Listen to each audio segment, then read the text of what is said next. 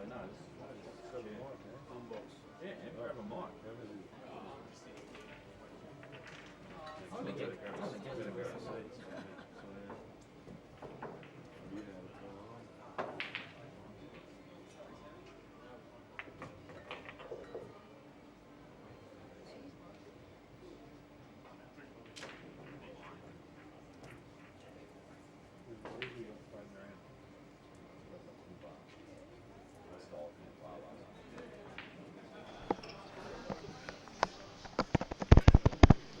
Hello.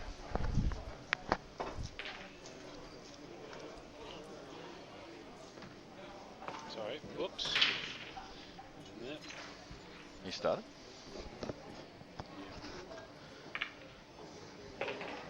All right, ladies and gentlemen, we are down to semi-finals action in the doubles. And I'm not sure which match we're going to focus on. Joining me in commentary once he gets himself settled in is Nathan Harris, who just bombed out in the last 8. Looks like we're going to focus on the Robbo Scary versus Miffa Bart match.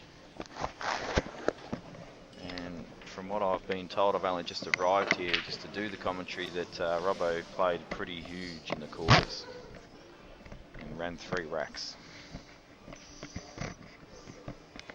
Alright, I think I'm settled in. Hello, Solid. I wouldn't know, mate, but we were too busy getting touched up on the on one of the other tables, myself and Travis Martin. But yeah, I did hear that as well. I heard Robbo played quite large, unusual for him. First time for everything. Yeah, that's right.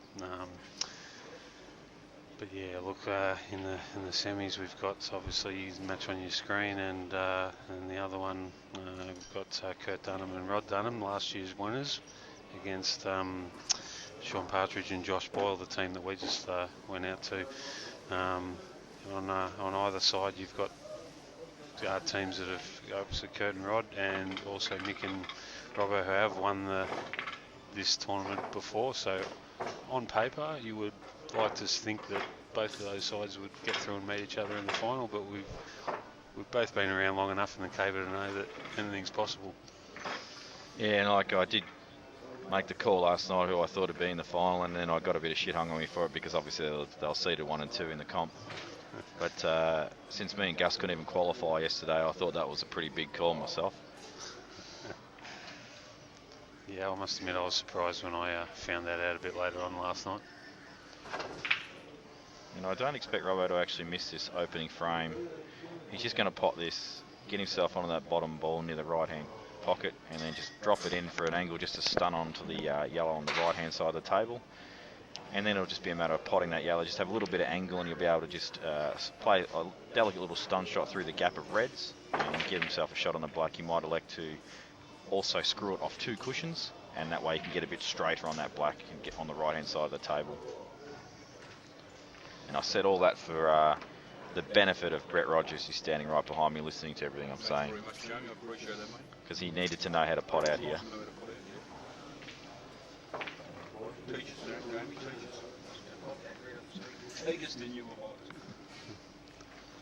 Alright, as you can see on your screen there, these matches are a race to 4.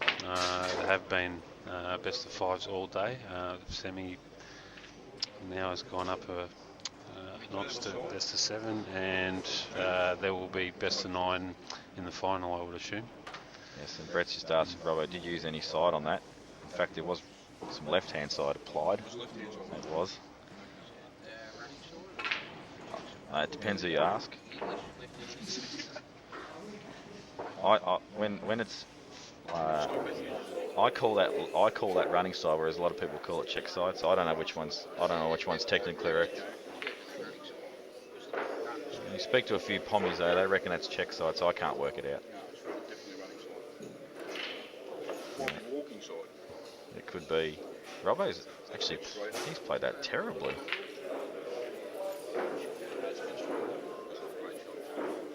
I think he's got angle though that you can probably screw back off the side rail, but he's going to have to jack up a touch.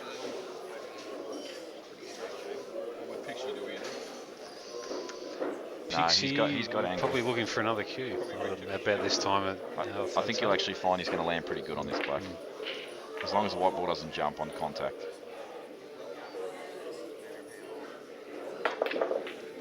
And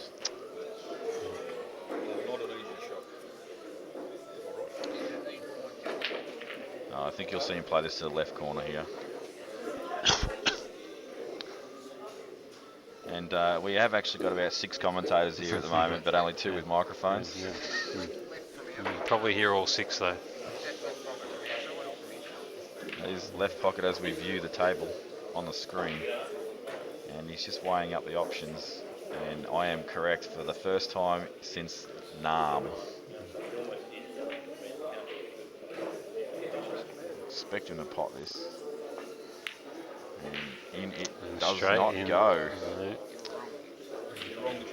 I was due to be wrong again very shortly. He did select the correct pocket, but not the pot.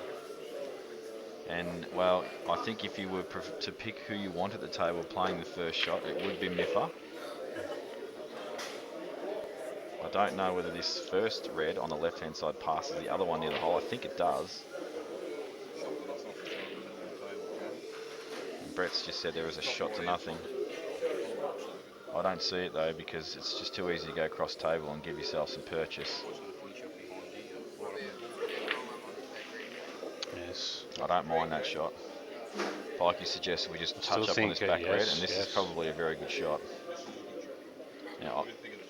Now the fact that he's played that shot tells me that red doesn't pass to the corner, because Miff probably would have dipped. I wouldn't be surprised to see if Scary actually tries to just get a little bit of side off this bottom cushion and try and pot this black. Just play the hero shot. And Robbo's basically saying, listen here Scary, you are going to foul, and make sure that it's very hard for him to pot out in one.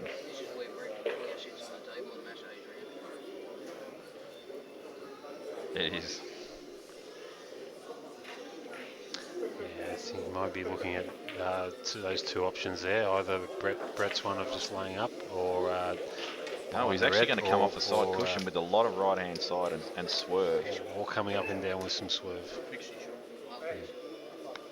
I personally think that shot is, if that white ball's not on the rail, I actually like that shot, but because it's so close to the rail, I don't think you can get into it enough. Either way, a lot of time being taken on this shot. And I'll tell you what, the girls are probably sitting there laughing at the blokes for taking 3 days to play the shot when they were actually reasonably paced last night. Yes, and we'll go back to the original shot as thought. That behind the red. And I'm not real happy with Brett Rogers standing behind me calling the correct shot every time. It's making me look like an imbecile. Especially when Brett normally all he tries to do is pot out. It is the correct shot.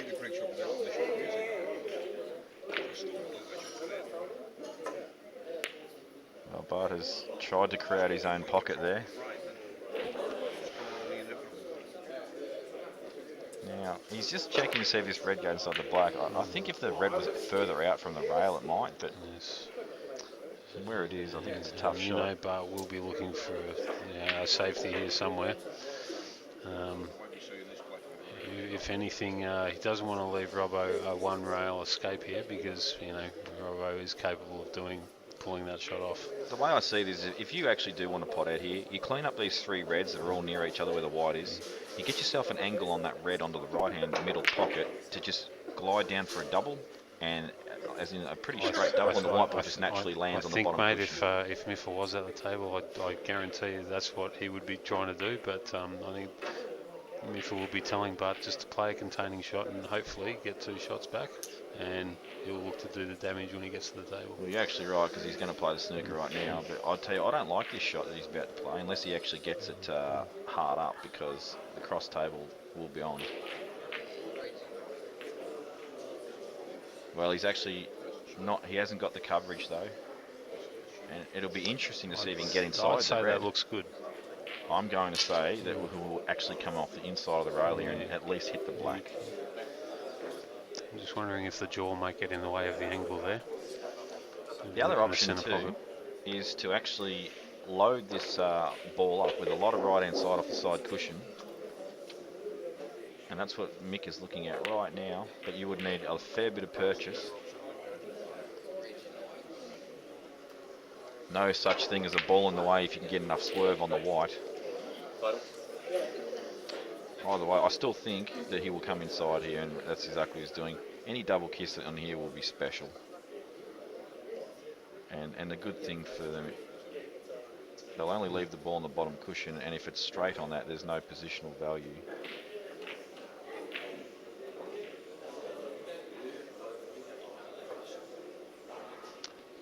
And wow, he's hit it harder than I expected, but And he's got a semi-result there with a little bit of orchid queuing over the black for this red on the rail. well, I think what I'd do here is I'd take the ball onto the right corner as a shot to nothing, because the white ball will just naturally nestle in behind the two reds on the left-hand side if you do miss the pot, providing you don't miss it by an absolute kilometre. And then you actually have a huge amount of options available to you if you don't actually land on a pot. This ball on the left-hand side can now come into play and go over the pocket.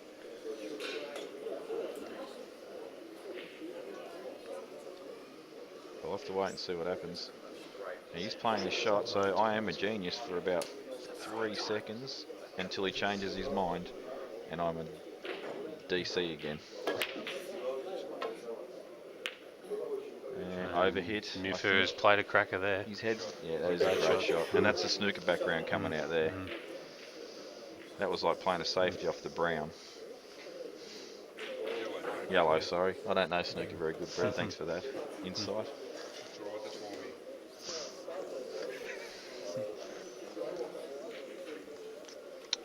I was actually thinking brown to land behind the yellow, but yeah. It was hurting me a fair bit. So this is a bit of a tough escape here for Mick here. So he either comes off 2 rails to hit this black, or he just sits right on top of the red and puts the pressure on Bart to try and finish this frame. I think that the fact that it is Bart shot next, I think that he'll actually have a dip at getting out of this, knowing that if he just rests up on this, then the ball's going to be developed even further, that Jimmy Miff will come to the table with an even easier out of shot later. And obviously that sounds a bit disrespectful to Bart, but you have to acknowledge that the stronger player in the pair is obviously James Mifsud. And that might be going through their mind. This is the reason that they've chosen to try and get out of this snooker. Not enough side, I don't think. Yeah. Wow. It's pretty dead, this black now, though. So I think Bart will probably be told just to run this black up, but it's on the left-hand cushion there, left side cushion there, just over in or over the hole, preferably over, and then force Robert to make a big shot when he gets to the table. But I think that's the right shot, just to play this red on the left-hand side, down the bottom corner. Yeah, leave Robbo no shot. I don't think there's a choice, to be honest. Yeah.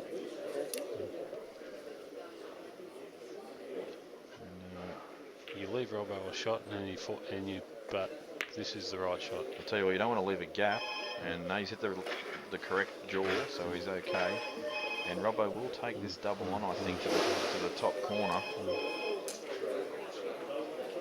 There is no in-off. Pikey, you're off your head if you think this is an in-off plain ball. Yeah, definitely no in-off there. It's just... I am absolutely fair dinkum that if he plays a plain ball double on this black, he cannot possibly go in-off. And he will not be playing at centre ball. Boom, there's a chance. He won't be playing at dead centre ball anyway.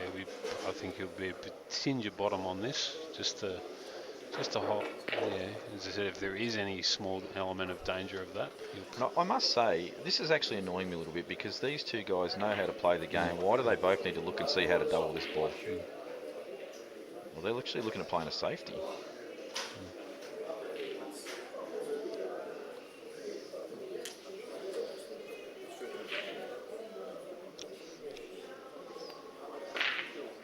Whatever the decision is that's made, Robbo's got to play the shot, so he needs to play what he feels is the best shot for him comfort-wise.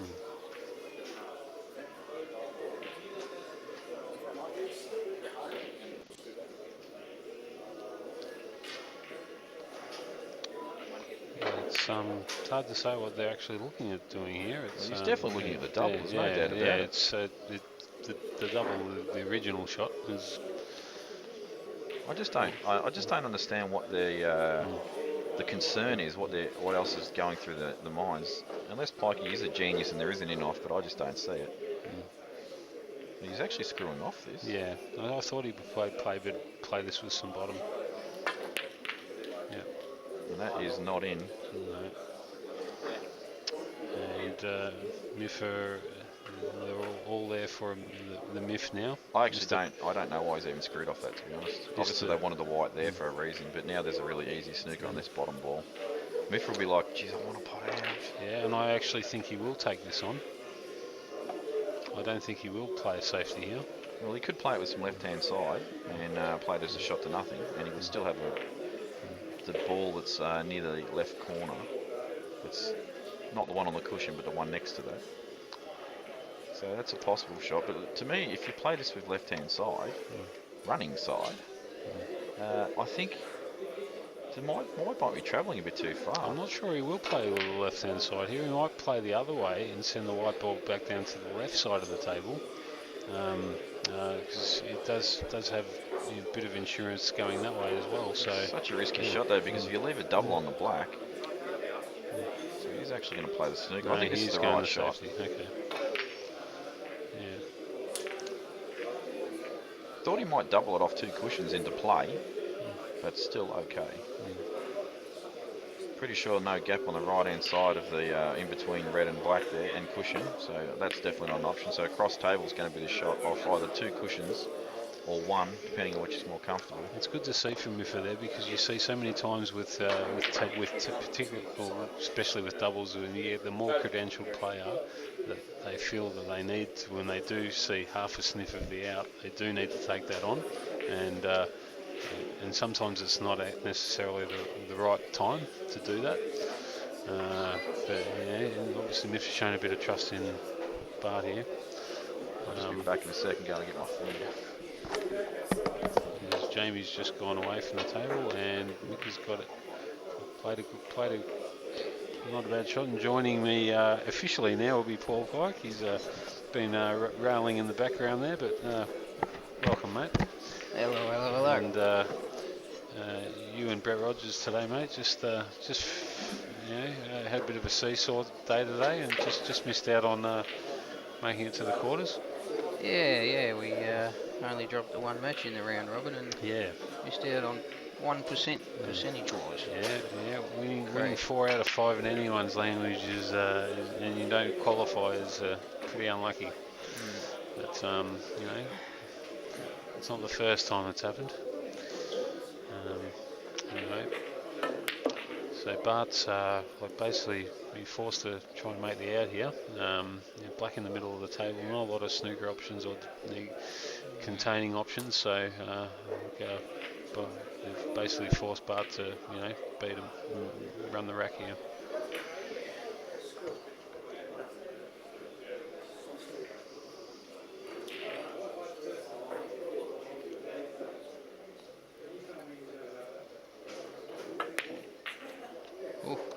It's not too bad. He has the one available in the centre. Just stun this in, and he's taken that ball. That's good. So it'll all come down to the ball down the bottom end of the table, and how he lands on that.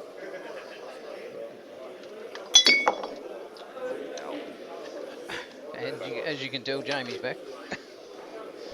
Just spilt. Yeah, he needs a nice angle on this. And he might have wrong side. He's overhit that by a considerable way there, and he may have to take the bottom ball here, and I don't think there's any benefit in playing this ball out in the centre now. I think he has an angle to pop this ball in the right corner. I think he has to take that now. And that white ball will naturally come back for the ball in the centre. That's the best chance you have of winning this frame. A lot trickier this pot now, though.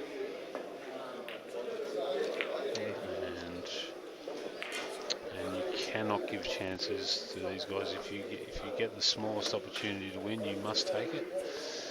Yep.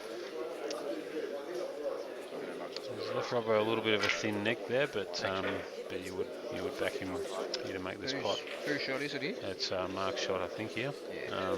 And look, again, as Jamie said, they're having a discussion about what to do, and it's pretty much me, knock the Robbo ball. would back exactly right. Yeah, Robbo would back his ability to make this shot, and I don't think there's any really need to have a chat about it. I can't see any safety options. The only thing you would discuss is cutting it in or doubling it. That'd be the only thing you'd be talking about. He actually just put his cue down in his bottom corner on the left. Maybe he's playing the double. Yep. And the white will be coming back down this end of the table and leaving no shot if he happens to not make it. Yep, and that's exactly what's happened. Yep. Nice white. And Miffa will try and hide behind the red here on the left and or bottom right, shall I say, and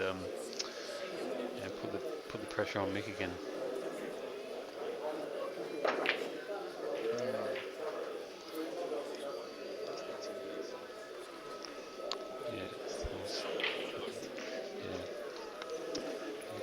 Wow, and just been advised that this frame has been going 20 minutes. It's still 0-all, and the other match, same predicament. Wow. So we're in for a... Dan, I hope you bought your batteries, mate. And they're nice and charged.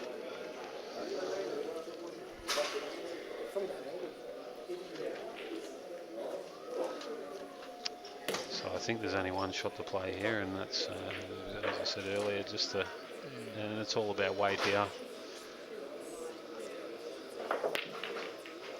And he has not got it, but it has left Mick still a tricky shot, but very tricky. Must take this on. And he will.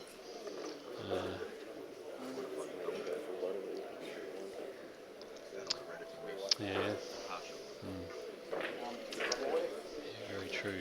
Solid is now back and basically said maybe a double should have been played there as the white would be coming on the left-hand side of the table. And no shot on the black, so that wasn't a bad option either. They're looking at screwing the white for safety here again.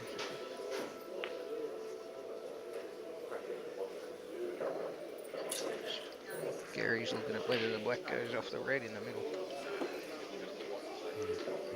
Yeah.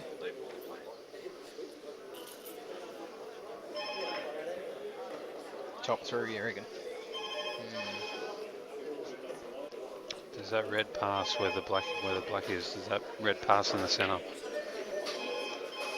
So he may be looking at a little bit of a containing shot here. And he's back down on it. Yep, same shot, screwing back,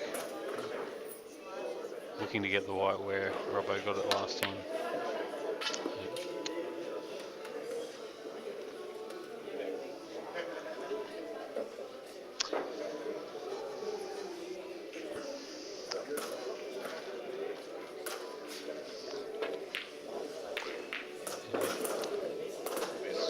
So I think.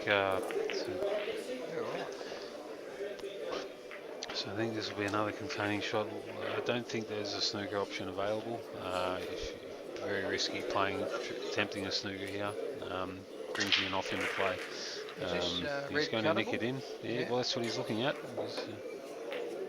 And he's played it well. It's as well as you could play it, I would have imagine there. So you cut this in, white ball comes naturally across the other table, and it's just a matter of knocking the black in the corner. Ideally, I don't know if I'd be screwing back on this. He's played it well though. He's played it fantastically well. But the more you jack up on the white, the more risk involved. Straight down on it. And Barter's, I think Barter's a very capable player in my opinion, but he does rush a lot of shots and he just doesn't take enough time. Like on a lot of, particularly the easier shots, and does bring him unstuck a little bit. If he just takes a little bit more time on taking those pots on, particularly that's a pretty crucial one that he just missed there. I think his game would go up probably another 15-20%.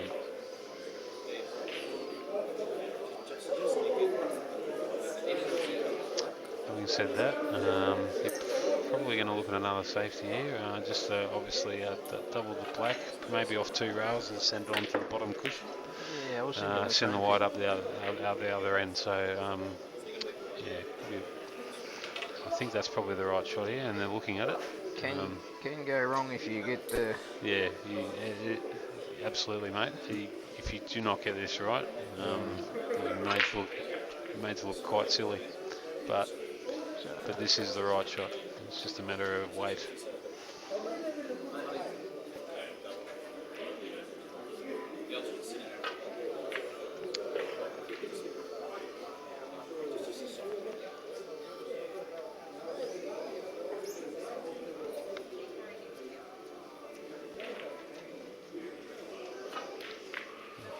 Key is to not only get the black in the good spot, get the white in a good spot as well. Because even if you do get the black in the good spot, if the white's in, say, in the middle where it is now, if it does have an opportunity to, have a real crack at it.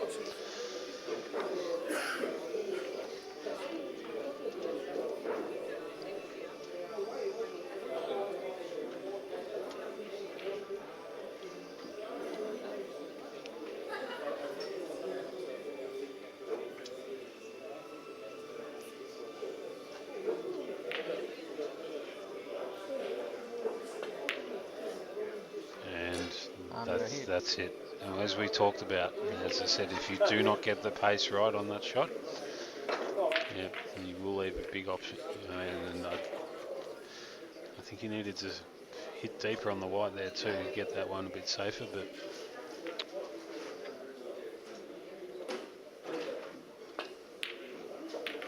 and Mifra, as expected, knocks the black in there and takes finally the opening frame.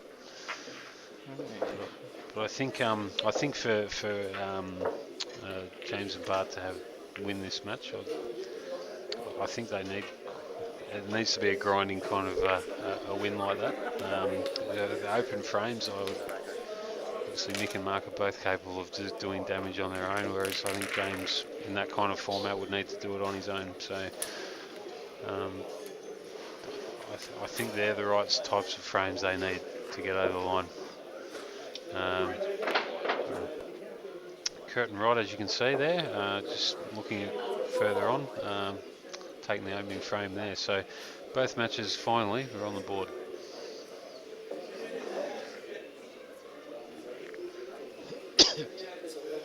James is not happy with the triangle. Yeah, there's been a bit of shortage of those over the weekend. Yeah, A few dodgy no ones. doubt about that.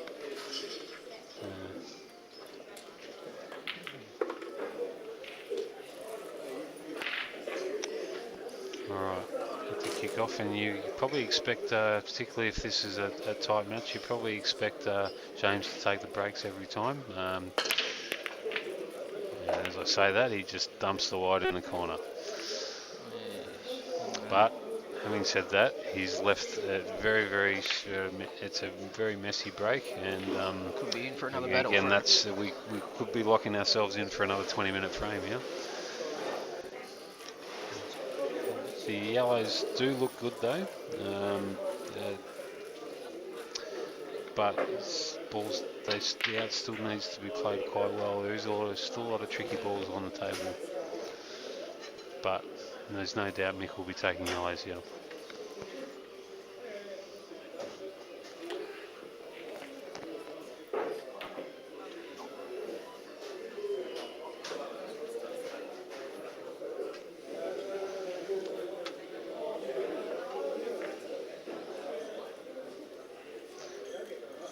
Working out where he needs to actually, he just rolls this in. So this yellow is on the right hand side. The top yellow is available in the corner. The black in the middle of the table next to the red does go in the same pocket. So and he's has not played that well at all. Almost looked like he was trying to lay it up. Yeah, he may have been, but you know, as I said, these are the kind of frames I think Bart will appreciate, where you basically get a lot of visits, play a lot of tactical games, tactical shots. You know, just clip off this yellow, and it has not played that well either. But as again, he's just rushing those shots. It just takes a little bit more care with them, and he'll be a lot better for it.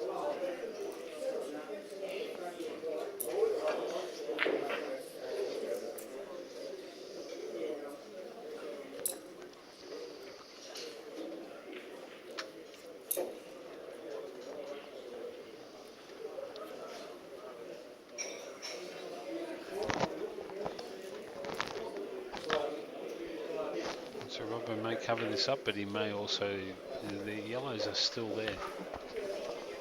But he plays a containing shot. Nice shot. And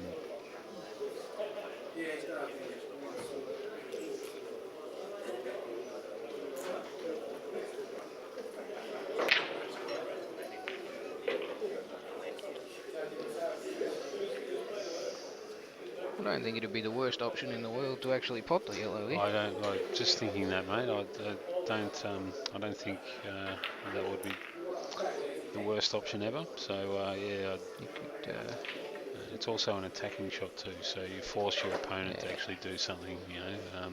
Could screw the white up to near the middle pocket too, leaving him. I think that's what he might be doing here. Yeah, and that's screwed exactly what's happened there. So I don't know if that's necessarily the right way to go, because it has opened up the whole table for him. Yeah, I think if he stopped near the middle pocket, it would have kept him off.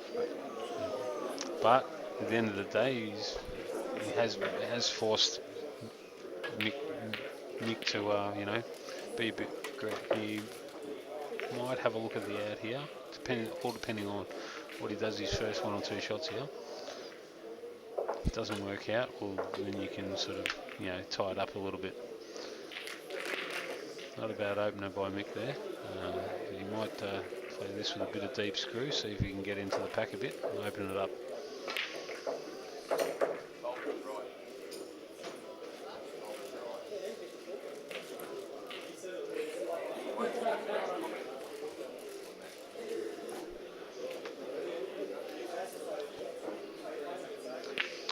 So he has the angle to, you know, a bit of screw back here, get into the pack, and then you can assess what, you know, what you need to do from there. But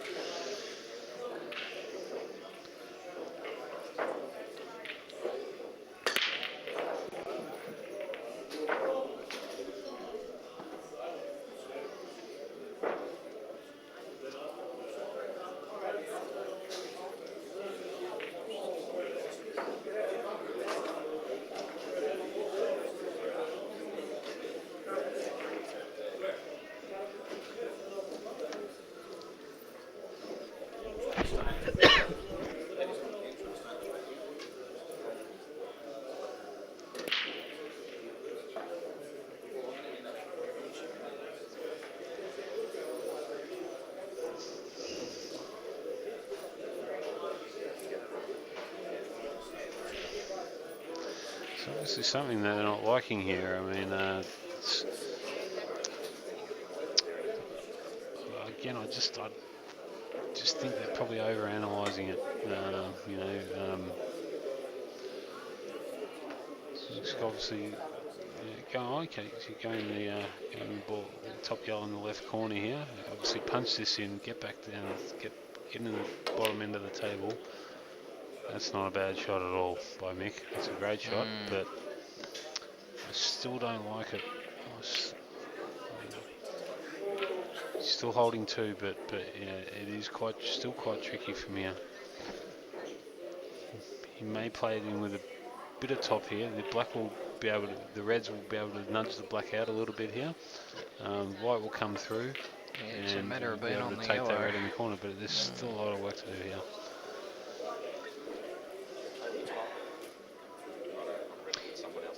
I think the black being where it is what makes this very tricky too. Yep. He probably might get a little bit of promotion on this. I think it's just a matter of getting enough top on the white to get it down for this bottom yellow here. And the black will, I think the black will just come out slowly. Yeah.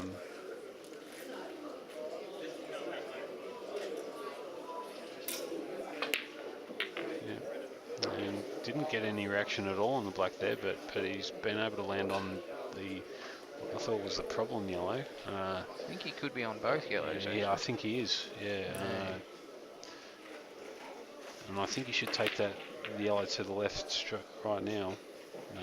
It's just a matter of rolling this in, but I thought he might have got a bit more purchase on the black coming out a bit more there. I think he might have been expecting that too, but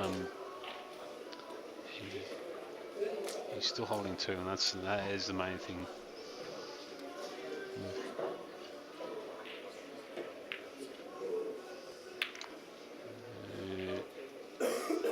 Can he get the white through between those two reds to get on the black if he just drops this in?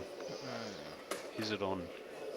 I think he has a big pocket with that red there. It's hard to tell how far out the red is, but yeah, might give him a bit of he can just roll this yellow in if the white can pass. Now, if the white passes, well, it's just straight on in the corner. It's just straight on in the corner. It's a pretty easy. But if it's not, we'll have to force the issue a bit here.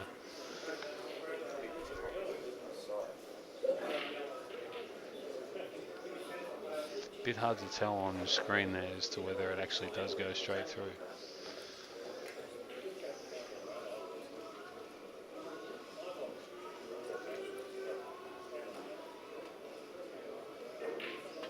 He has just rolled it in. Now he will be able to clip that. Now he does have two shots, so it should just be a matter of just taking a thin edge off it, or unless he's got enough of it to run it actually down the corner. And he's straight down on it, so he must be able to run it. No, thin edge, as I thought. And yeah, you can either cut this in the centre or just pump it in the corner. It's up to him.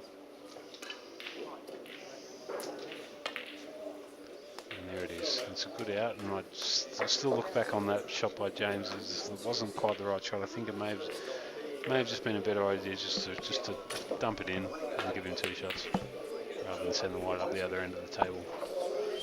Good out by Mick though. Well thought out. Rightio.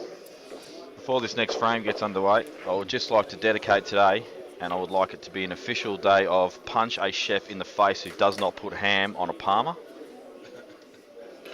Seriously, what is going on with that? It's not even a Parma, is it? How is it a Parma if there's no ham on it? I don't know, but the false advertising. The Parma I just had, it wasn't directly from Bar 8. I'd just like to clarify that. It was from another establishment, but... Alright.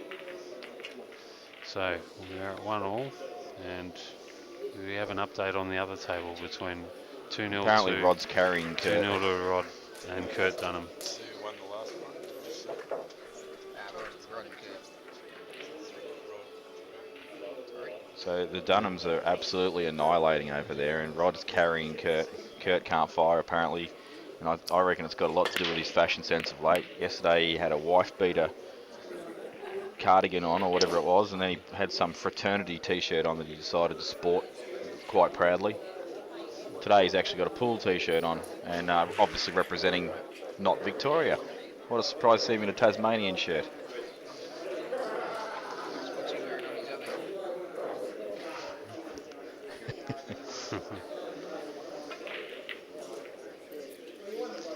Yeah, just a word of advice. You don't wear if you're going to wear a state shirt to a Victorian event, you wear a Victorian shirt, I would have thought, but that's just me. Well, we do change it up now. And then Mick never actually wears pool shirts these days. He just wears a normal shirt because he's a fashion man. And I did hear a story that he did check himself in the mirror for about 25 minutes to make sure that he was happy with his attire because he thought he might get a berth on the television. And you scrubbed up quite well there, Mick. Well, he saved time on doing his hair, so that's Yeah, he's quite finally good. given up on that one, Yeah. as I did about 20 years ago. Yeah. Anyway, this But frame. I can't say the same about Robbo though. Like what Mick lacked in you know time doing his hair, Robbo made up for that in spades. So yeah. Yeah, I do remember going to Darwin one year, and we were running late to a match, and Robbo refused to leave the mirror until he'd had the back of his hair all spiked up properly. It was pretty ridiculous, really, but funny at the same time. Yeah. So Miffers got on this yellow to promote the dead yellow. Having in return though, he may have killed another yellow by getting on this ball. I'm not sure if that yellow does pass with that where that red. He just pushed the red on top of that. Yeah, and that cannon's turned out horribly as well. Yeah. So he may need to just play this off cushion, off the red, and just sit it over the pocket here. Well, he's looking at that red. That yellow does not pass, or I actually think he wants this over the hole. He's played it pretty well. I'm not sure about that. No, I honestly, he could have played that other yellow down the bottom on the left-hand side, off the red, over the hole. He's given Robbo a few options there, and he hasn't covered the pocket there, so that yellow on the right-hand side still does go underneath that yellow. This is amazing. That red doesn't even look onto the middle, but obviously it is. He's playing it, but as you look at it on the screen, it just looks like he can hardly hit it.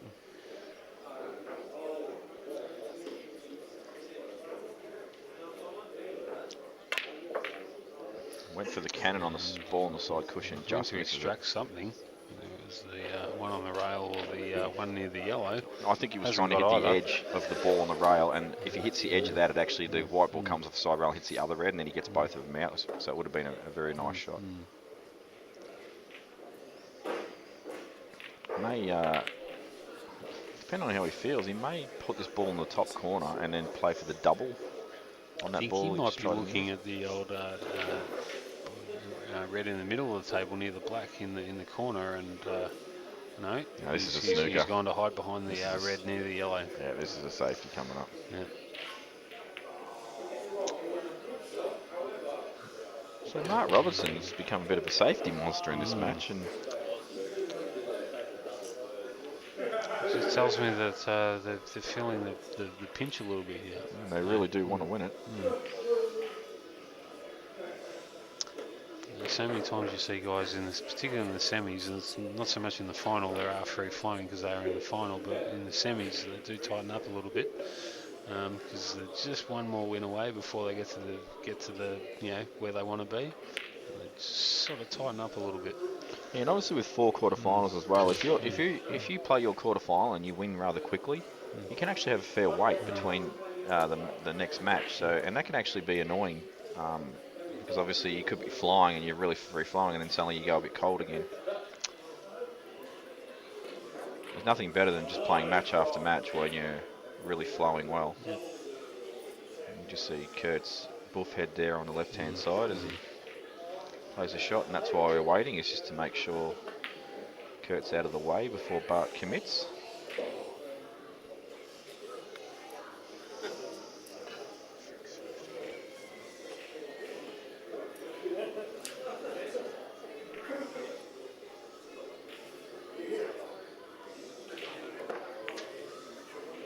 And that isn't bad. Very fortunate. Very fortunate, but has left an out on here, in my opinion. I think Mick can roll this red in the centre pocket here on the right-hand side, leave himself an angle to play the other red in the centre, get a bit of extraction on the red that he's pointing at the moment. Yeah, I'm not 100% sure about this red on the bottom cushion, Hammy. You seem to think it's pretty easy to pot, but to me, I still think it does go underneath. To me, it looks like you've got to catch the yellow, the back of the yellow pretty thin to make it go, or otherwise it's going to sit over the hole. But actually, we have got a good view of this if we check it out in person. He's gone another safety. Can't see because Bart's in the way. And I'm not sure if Mick got that or not. Yeah, that red definitely doesn't go clean. So I think he may have left Miffer on this yellow that we've been talking about that's covering that red. And this is why they haven't committed to the out there, is because I think that red is a real problem. Yeah, you might be right there, mate. Yeah. It'll be interesting to see if Miffy commits here. I don't know if that yellow that's near the red, that is where the white is right now, goes to the top right-hand corner. Right? If it does, I reckon we'll see him have a dip here. I think so.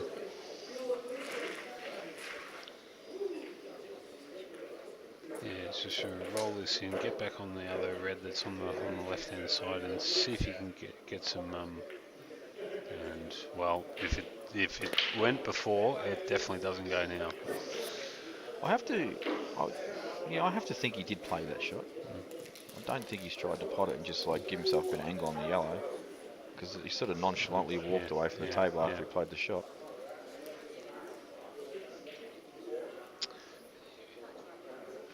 So Robbo does have an angle here to pot this ball in the middle and probably cannon the yellow, open up one red, but that's actually not what he wants at the moment, given that red that Miffa just covered entirely. He may be looking at one of those, getting on one of those. I know he can probably take cut this along the rails of shot. Yep. Get some coverage on this pocket on the left-hand side, and they can really put the advantage back to them.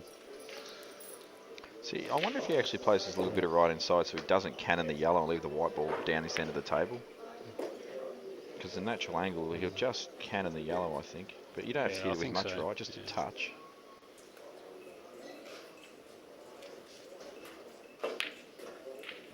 Oh, he's gone for the double in the middle. That's a big shot. Massive shot, that one. And now, pretty obvious to see what he's doing here. He's just seeing where he wants the white ball to pot this red in the corner and then get the little extraction.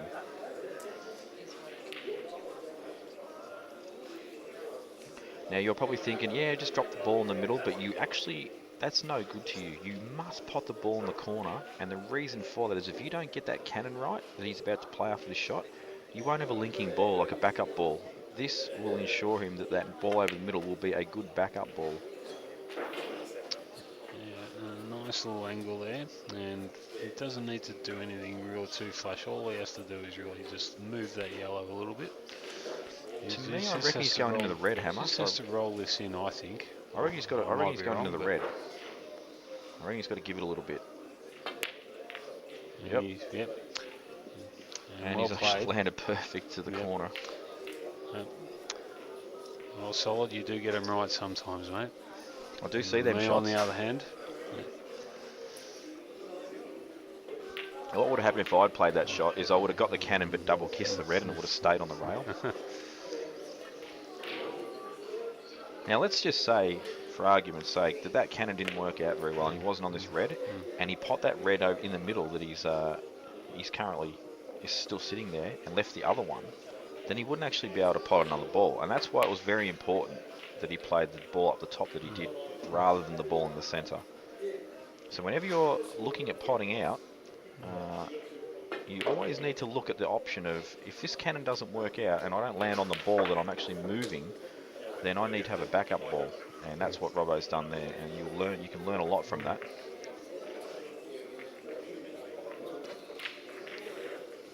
I was actually a little bit surprised he took that first, because obviously that ball over the middle is just automatic position for the black, but it should still be okay. Just top through here, or no, just nice glided in. Yeah, and he had a very slight amount of left-hand side too, just to come off the rail perfectly.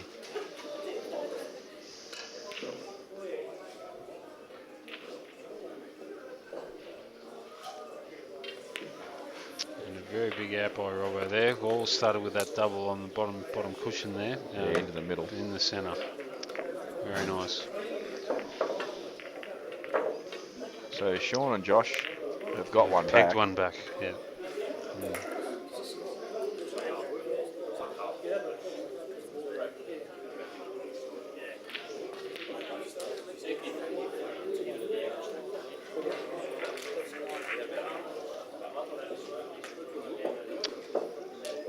And that was actually played after Mifford put that ball over the hole, so maybe he should have had a dip. I actually thought he would. You know, I was quite well. Whether he did and just played the shot badly, I don't know. But you know, we would have to assume that he was just playing it as a safety there. I honestly thought he would have had a crack at the out there. So the only bloke in the world with hair who doesn't even have to put a comb to it when he gets out of bed in the morning because it never moves, pots a ball off the break.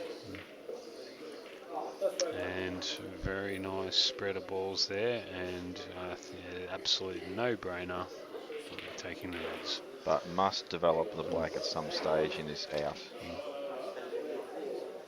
I think obviously he'll get that chance when he takes the red on near the black there. That's obviously he'll be his best chance. He'll be looking at getting in a spot there where he can just either move with the yellows or the black, either or. Yeah, and he has just gone straight in off there, and I was just going to say as well. Only positive of that, if I can find any positive, that he's still on reds. Obviously, you're probably thinking to yourself, geez, why would you pot that ball? Because it was covering 2 yellows, and you know. But if you choose to pot that ball over the pocket first, it's basically committing to the pot out immediately. You can play a different shot, of course, and probably be a little bit safer about the way you pot out. But the correct way, if you are committing, is probably to pot that ball. But obviously, he just didn't want to go in off. So Rob will pot this and screw into the yellow. And he's actually hit it almost perfect. I think it's still on. Yeah, just a little bit. Have to hit a little thinner than what he would like. But yeah, he would have liked it to be right near the hole so he could screw up the rail and kick the other ball out off the cushion. Yep. And then this out would have been pretty straightforward.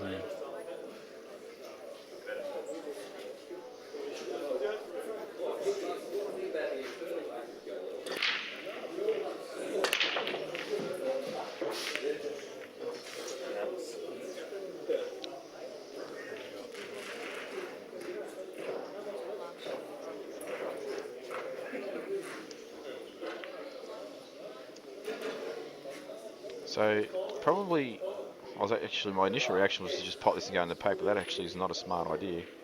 The bottom of the 2 yellows is already on, and that'll free up the other yellow to the middle. Yes. So there's just no need for that shot at all. So I think a smart little development shot on the ball and the cushion here. Use your 2. This reminds me a little bit of. I was watching a bit of commentary last night in that last frame in the women's doubles where. Danny did have 2 shots, similar to this position. Had 2 shots, had an opportunity to do exactly the same shot that Robbo just played there. For some reason, elected to play the red in the corner. Yeah, I remember this. And sat half a ball snooker behind the black. It actually happened twice in that match. I called the same thing twice, and they both didn't do it. So as I said, all we need to do is just promote the ball and go out with 1 shot, and this is basically what we're always going to look to do here. Yeah, it's very easy to get tunnel vision and think that you need the 2 shots, and obviously when you have 2 shots, it feels a lot more comfortable because you know if you miss, you can still keep going, but you still need to work out the easiest way to pot out. And sometimes that means sacrificing a shot very early in the frame to develop. Absolutely. You see so many times with just like even like social players and the lower division players and everything like that, they feel that they must hold their 2 shots on the last ball, and that's not always the right way to go.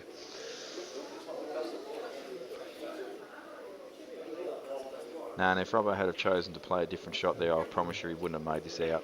Obviously, he still has to make these balls, but he's actually in perfect position now, whereas he may not have been if he elected to play a different option. For example, going to the pack off the ball in the middle. That looks absolutely perfect. So just depending on how much angle he has, he may elect to stun into the red, or he might just stun next to it. I absolutely think that's what will happen here. He'll just stun into that red, just below to the right of the yellow, and it's just a matter of probably stunning the next red in the centre. And yeah, the way he was lining up his cue, I think he's trying to stun the top of the red. He may even play it into the rail and come out. And into the top of the red. Played it into that. Yeah, either or would have been fine. Now, I actually wonder, it's hard to tell with the angle, but I think he's got an unfavourable angle. Where he's the white ball, if he ran through, for example, would go into the black, which means you can't stun this in because the black doesn't go into the middle of the same pocket. Now, has he landed a little straight there? Yeah, and as I thought, he's got the wrong angle, so he's forcing himself to have to play to the corner.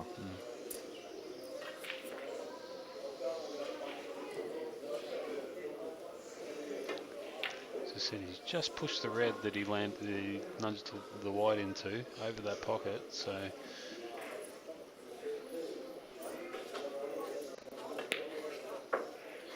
That's a good shot. And obviously does pass the red in the corner there, or he's taken the top cushion, top pocket. I can't really tell.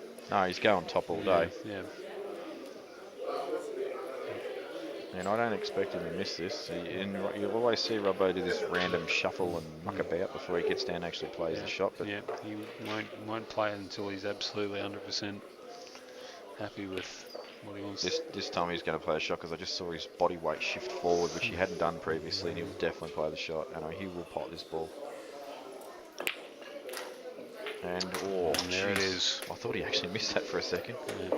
He did juggle a little bit, but straight in the heart. So we now have 3-1 on both tables, and Solid's prediction looking good. Yeah, it's which I've already copped a fair bit of flack for. I think I might have given it to you a bit over that one, but yeah. You did actually. You and Sean decided to just pump me about that. But who's looking? Look at the shot Sean's just played. You just see on the other side of the table, Sean just played a super cross double, but the white ball hasn't gone far enough, and he's got a real dodgy shot on the black.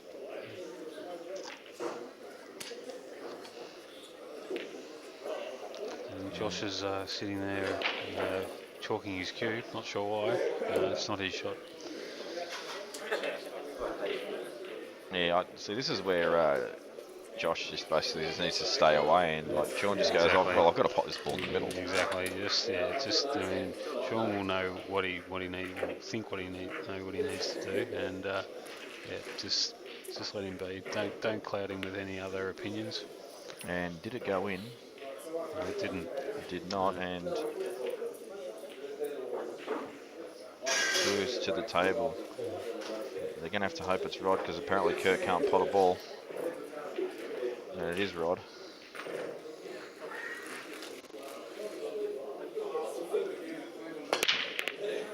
And Robbo has not pot a ball. Geez, these balls aren't splitting.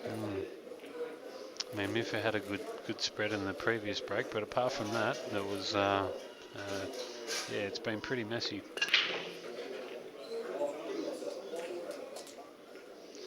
And I will be back in a second, ladies and gents. I need to go excuse myself. So this, there's no clear advantage on which balls to take here because of a pretty big cluster, but initially I think yellows look better. You can punch this yellow into the pocket off the red, so that way it frees up the other yellow. You have to give it a little bit of pace, probably use it to screw back and gain position down the other end of the table to maybe produce something else. But others would argue that reds are better because there are more reds down the black end of the table. And that can sometimes be to your advantage. And reds also have a better, the way that they're situated, have a better opportunity to sort of break up other balls and develop this frame. So it's a tricky one to call.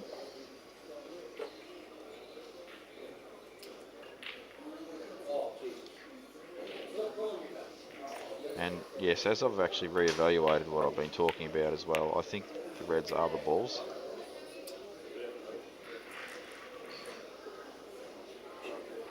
And I think Mick can get through to this ball to the corner, can he? He's just quickly checked and walked away from it immediately, so maybe that's not on. So the only ball I think maybe you can pot is a yellow. Even that doesn't look on, so probably a bit lucky there to leave everything safe.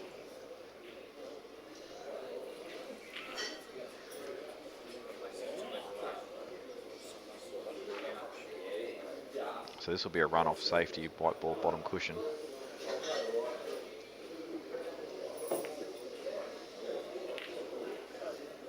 And that's a pretty good shot. Hasn't really left anything on easy. In fact, I'm not sure there's even a pot available either. Maybe the red to the left of the white there goes to the centre. And Miff is checking it out right now. Not sure he likes it. But at any rate, it'd probably be the ball to play if it's not on, and just screw off it and put the white ball back on the cushion. Electing to take the yellow instead. It's a similar type of shot. And has left nothing at all, so a very good safety.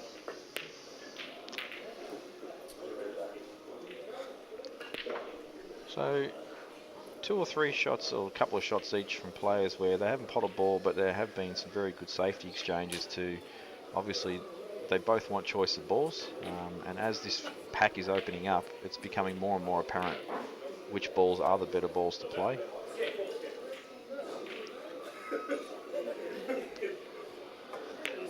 And Robbo's played a safety again. And well, the reds are on. See, Robbo's sort of like, well, I don't really care if I leave this red on, sort of thing. I think maybe he wanted to get leave a Chinese snooker on that red with the yellow, and he just hasn't quite judged it correctly. Reds aren't bad. Either way, has forced Bart to take the red on here, and as you say, it's yeah, they're not too bad at all. Well, if he wanted to, he could actually double and put the white ball on the bottom cushion again. Looks like he's going to play safety again. Yep. And that was definitely an option. Yep. I personally would have had a dip there, but yeah, I'm with you. But now the ball's back in the Scobbertson court to work out what to do. Did you just say Scobbertson? Yes, they are joined at the hip, these two. Oh, yeah. I could stick that one. Oh, I didn't make that one up myself. I actually did get that off someone else. I don't recall who it was, but yeah. Well, it's not bad. Anyway, so Curtis and Rod have an opportunity to defend their title, just advancing to the second grand final with a 4-win win over Sean and Josh. And I have to say, Sean and Josh have played well all weekend. Not only did they knock us out, but they did win their table yesterday. They obviously qualified in the earlier stages today. So yeah, they should be very happy with what they've done this over the last 2 days. And Kurt will be happy to finally pot a black. I tried to say that loud enough so he'd hear me, but he didn't.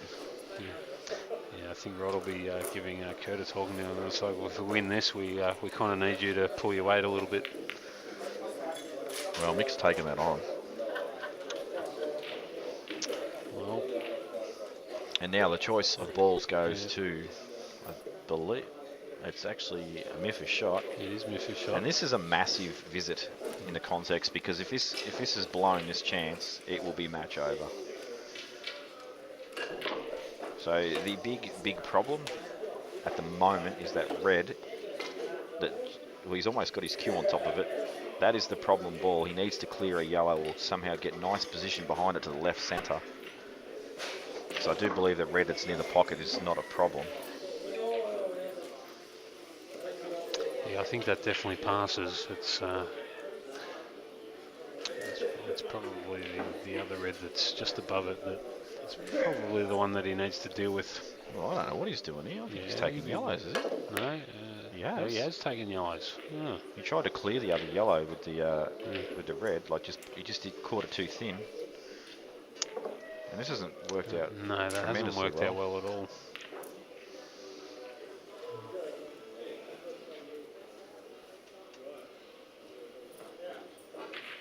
And the stare down now, because not a real easy position, and there is an out begging for opposition. I really did think reds were the balls there. So what's he going to do with that yellow that's sitting over the red there? And I'm not sure if that yellow passes the red inside it. Like, so there's a... It doesn't look on, but you know, he may look to try and knock this out now. Yep, A little shot. And he did try. That's a great effort by Miffa there. And that is not small at all, but this sort of comes back to something I said earlier. When you're actually playing extraction like that, and if you don't land on the ball you're extracting, you sort of want a backup ball. Now, he didn't really have a choice there, but Miffa does have a very good action and may be forced to take the long pot on. Yeah, I think so. I think there's only one shot on the table that he can play here, and this is almost a black in snooker for him, just slightly longer and a bit. He didn't want to be this close to the cushion. Also looking at the yellow, this is the ball. Yeah. So he's not even going to try and stun it, and he's just going to play through it. So he's got the yellow to the middle, so that way he can give it the best chance possible. Well, I have to say, I'm not actually sure what's going on there. That's missed by a mile. I don't think he was trying to play safety. Yeah, I honestly think he was just trying to roll that in, but just, I don't know, bad contact or whatever. But yeah, you would have had to have thought that was a pot. That was an attempted pot anyway. Yeah, I thought he would have tried to cue it in with a bit more pace there, just to get his arm through it. Yeah. And Robbo is looking at you know. I'm making the call now. Balls that he would make in his sleep. Match is over. Made the call. Yeah. I'm with you. And if he doesn't get this out, Mick might match up the other eye, because you might not see it on camera, but he's sporting a lovely black eye at the moment, Mark Robertson. As I said earlier, I think it was Mark was telling me that it was from jiu-jitsu practice, but I'm not sure. I think there was a bit of a debate on who would kill the next spider, and in the house. And Susie's pitch slapped them both, you reckon? Just flush. Yeah. I'm not buying the jiu-jitsu thing at all. Just yeah.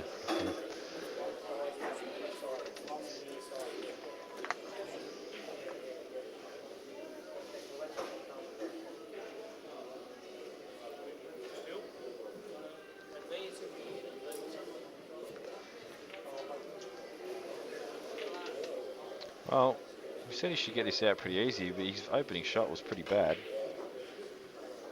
And now he's forced to play a very delicate little shot into the centre, whereas he playing at corner is a bit of a shot to nothing.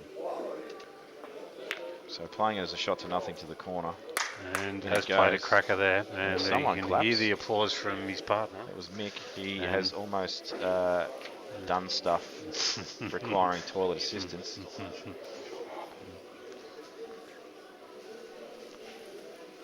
And that, my friends, might be the shot that puts him into the final. And I reckon Kurt Dunham's behind me playing with me head. No, it's Tranny. Kurt Dunham loves touching me head. The one on my shoulders.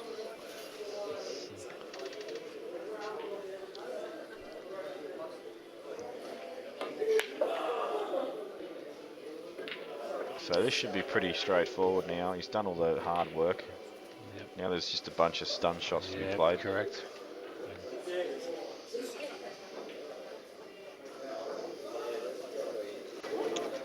Yep. Just the white to takes the red in the centre, and just the white to drop about an inch to the left of where the red is at the moment, and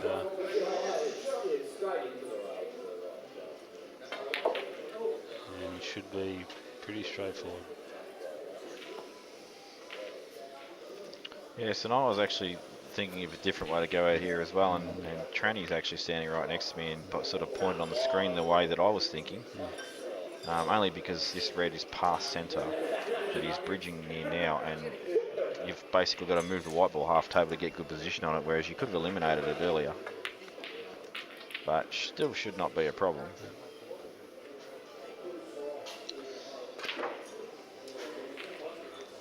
So Robbo's just seeing all the areas of the table he can land on that won't be really too much of a problem for him. The only thing you do not want to do is land below is not to go far enough here. That's the only thing you don't want to do. Even if you overhit it a little bit, it's still not a problem. Wow, he's actually cued that really bad, or he got a kick. And he's copped a dream result for a horrible shot there. I'm actually thinking he got a kick because the white ball did sort of react really weirdly.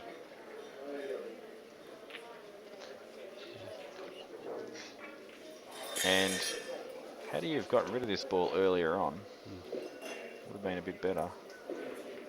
And now I think he's worried that he's not going to hit that first yellow, but probably the second one.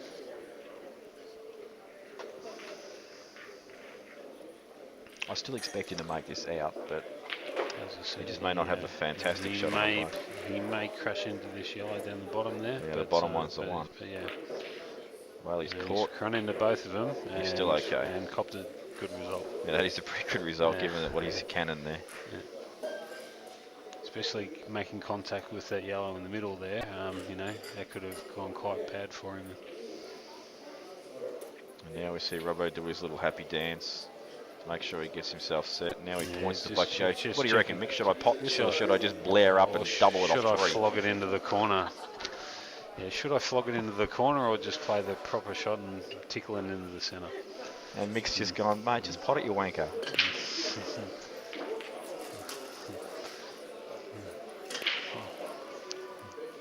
I don't even know what that discussion was about. I'm going to actually ask him because I've got to hang on him about it. But oh, that's what the discussion was about. Will I pot the yellow? He's actually cut that really thin into the pocket. And another good out from Robbo there. Slightly harder than what he should have made it, but they give themselves a little fist five. And now Robbo plays his shot. And I think I heard the word stage 4 complete. I've been saying that all day. Yeah, after they get through various little sections of the tournament. Donnie said, listen, you go and practice that crap later. I want to get this table set up for the final. I've got an hour and a half drive to look forward to. I'm from Ballarat, Mark. You're from Melbourne. Go away. And Robbo looks around like, oh, okay, I'm going to get on with it then. If Donnie was worried about the finished result, he perhaps shouldn't have entered the tournament himself. So, yeah.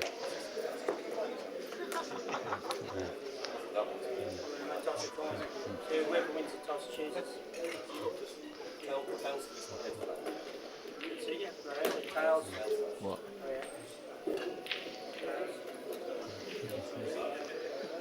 So 41s and 14s. That's the scoreline, and Donnie's just getting himself a bit of airtime on the camera.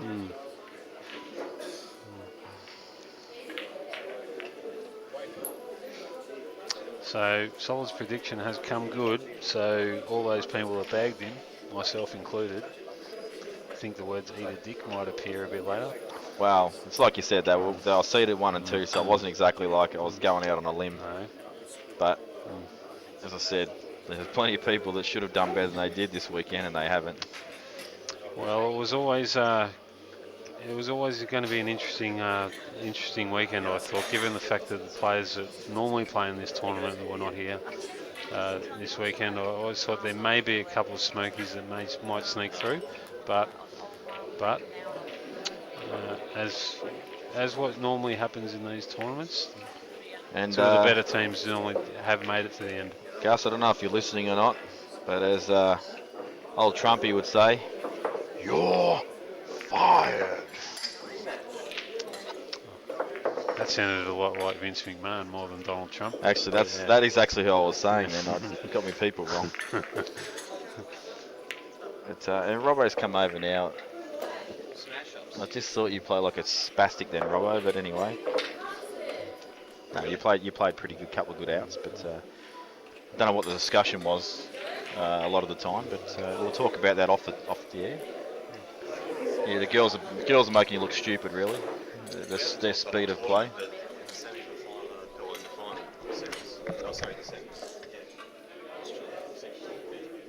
balls landed all like funny little clusters and really negative. The balls landed really negatively. They did. So we just want to make sure we're on the same page, not we're playing safe and putting out. I thought we were. This is what we've got. You know, the balls are negative.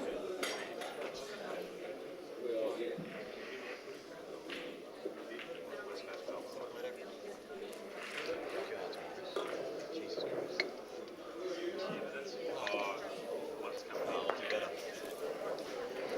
played 2 good outs. Did you get a kick off that yellow you screwed off at the in the last frame? I tried to cheat the pocket.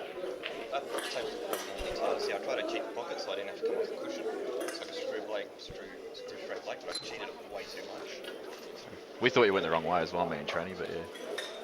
That red that you got on last, we thought you should have eliminated that earlier in the out. Yeah, I thought about it, but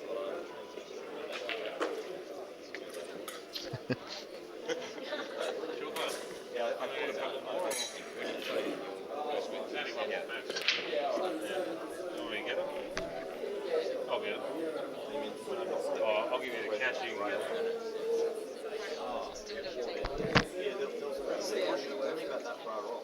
I'll figure you were driving, so I'll pay for it. I'll see if I can get Kurt to do some naughty stuff on the camera. Well, it's got to go in my pocket, so I don't want to be loaded. I mean, what's playing? Oh, it's just done.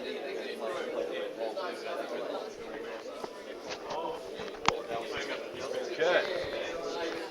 Kurt.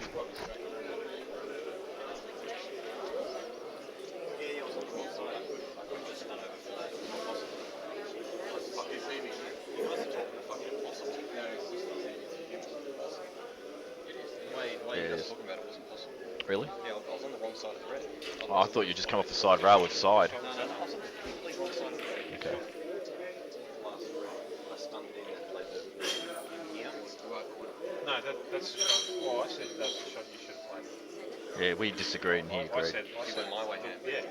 Yeah. Yeah, you nearly chopped it up though, mate. Yeah, if I had come back and landed on that red easy, I was going your way all day. That's why I'm in the chair, mate. Whatever you did.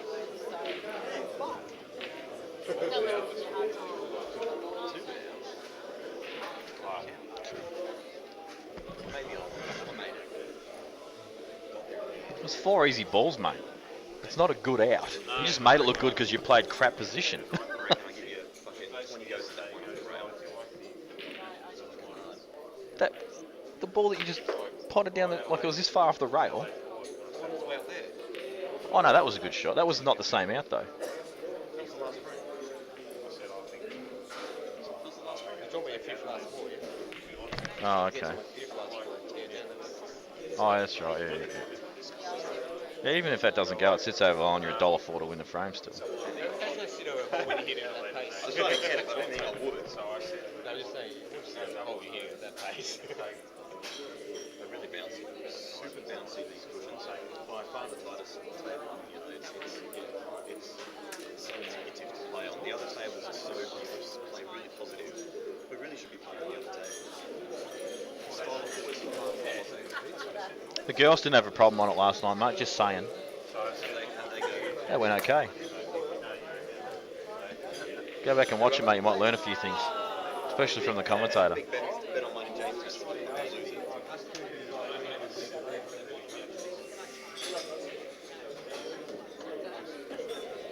So anyway, I think I've hung enough crap on Robbo between now and the final. We'll let him go. I'll tell you what, there is more people in the commentary area than there is out there watching. This just shows what today's society is like. They would rather watch pool on a television than in person up at the table.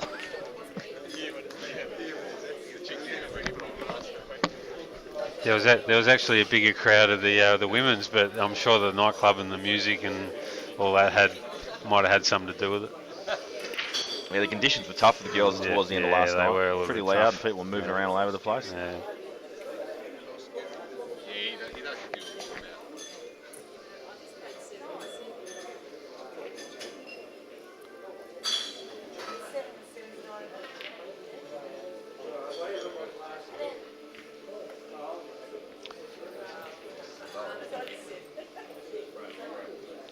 So I don't know what the hold-up is. Because Donny seemed to be 100% certain that he did not want Robbo to practice that shot again and hurry things up, and now they're just standing around doing bugger all. Well, as we can see, I think Rod and Kurt are ready, and we're just waiting on. I've actually just check my phone because I've got it on silent. Kev Harvey would like me to mention the Hawks in Wonthaggi with Pikey. I'm probably a bit late on that one. Sorry, brother. That was only 40 minutes ago you sent me that's that all right. message. It'll be lost. Only a few of the viewers out there would really understand that, Kev. But you know, thanks for that anyway.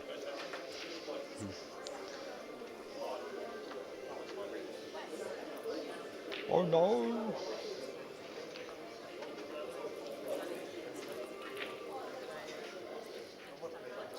So I think Donny's gearing up now. No, he's having a seat. What's going on here? I could, Kev, bring up a few Ashes references when you were doing the commentary, but it's probably not appropriate.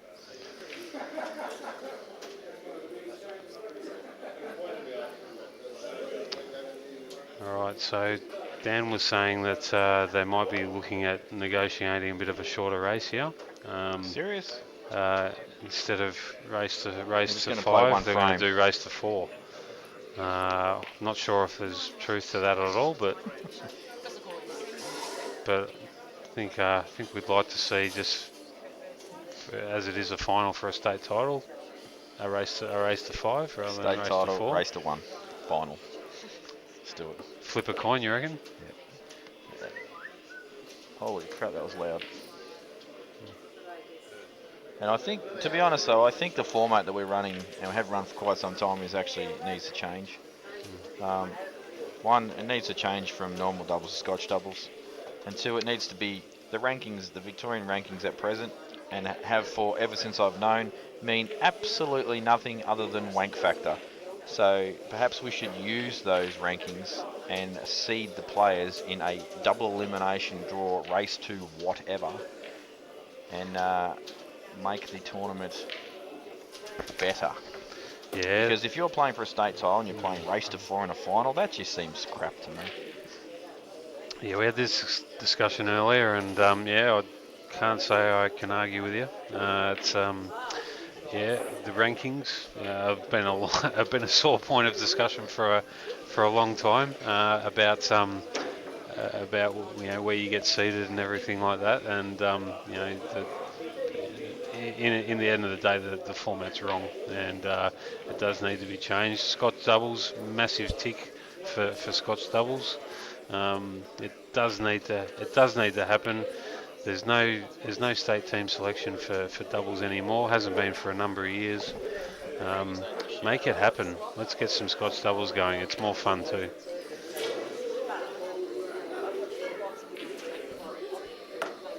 But as you said, the round robin is just that we have on the Saturday. I mean, it can still be a 2-day event without that happening. Normally with the doubles, they are long matches anyway. So make some changes to it. It's a bit stale the way it is at the moment, and I've noticed that the number of entries this year are a lot less. I think just people need a little bit of a change to it, and I think the top players particularly would appreciate it. Also, it also does level it out a little bit more. You don't have one guy at the table all the time running racks, taking the bulk of the visits. So, it makes both players contribute. Brush your table, brother. You used to work at bloody Prince's. You know how to brush your table. That's why I got players to do it. That's why they went bust. It doesn't matter. You're a professional table brusher. He's very good at it.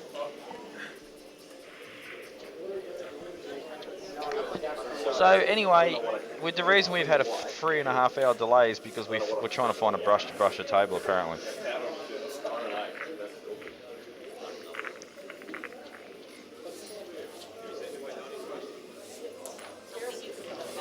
Kev Harvey, while you're on the blower to me, I think it's pretty piss poor that you're not here and having a yak on the microphone. So you need to make your appearance. If you are in Thailand, well, I don't even know what you're doing watching your stream. You should be like, I don't know, with a Thailand girl. Or 5. Now anyway, we're about to start. Kev, we'll see you soon, mate. You know, I look forward to having a drink for you with you at the Manhattan Social Club at some stage. So the race 2 is blank at the moment because we haven't worked out what they're racing to. I'm going to send someone to find out right now, and that someone's going to be Jojo.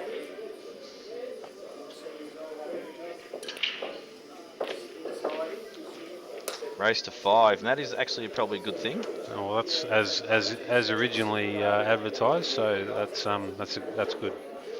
I don't imagine this match to be like the previous match was. I expect at least a few more breaks to be a bit bigger, and Kurt does not like to play safety ever. So Kurt has the break, so they obviously won the toss, so that means that Kurt will be breaking probably 4 times in this match. And I'll tell you what, that is a Or crap 5 break. times, sorry. And I do not blame Kurt for that break at all. I just don't think these tables, when they come, when the balls hit the packs, they don't explode out of the packs, they glide out of the pack, which means you don't get a lot of movement. So you'll see separation, but you just don't see balls sort of moving around a lot. And I don't know what the cause of that is, I really don't. But I have noticed it a lot all weekend.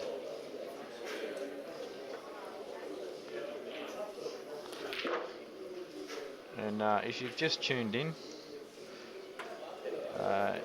this is the final, and semi-finals were both 4-1 results. Obviously in the favour of the 2 guys that were playing, or 2 teams that are playing now. So one-sided affairs, but certainly I wouldn't say represented like that on some of the results and shots that were played.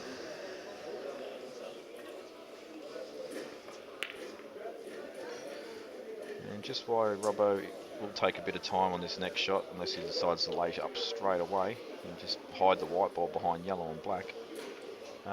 It's a good opportunity to just remind anybody that hasn't already, if you plan on doing so, to get your entries in for the Big Guns comp and the Anzac Day tournament, which is coming up on the Anzac Day weekend. I know that the Big Guns is limited to 128, and I know it is over half full, and the entries are starting to really fly in now. So you may want to, if you thought you might just sort of enter last minute because you were humming and hawing, I wouldn't take the risk. I'd get in while you can, because it is strictly 128 draw. And all of the action from day 1, I believe, or even day 0, because there'll be a streamed match for cash on the Wednesday night. And then Dan will basically do about 67 hours straight of streaming. He's not allowed to sleep that weekend. The man's a machine. And I'm going to try and beat Butter's record of about 9 hours by staying a bit more sober.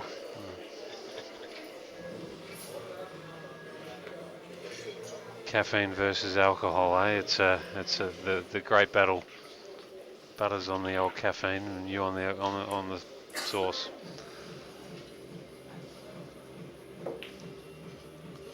So, I thought that was in. I'm pretty sure that the intention might have been to... I think you might be right there. I've been trying to pod that, and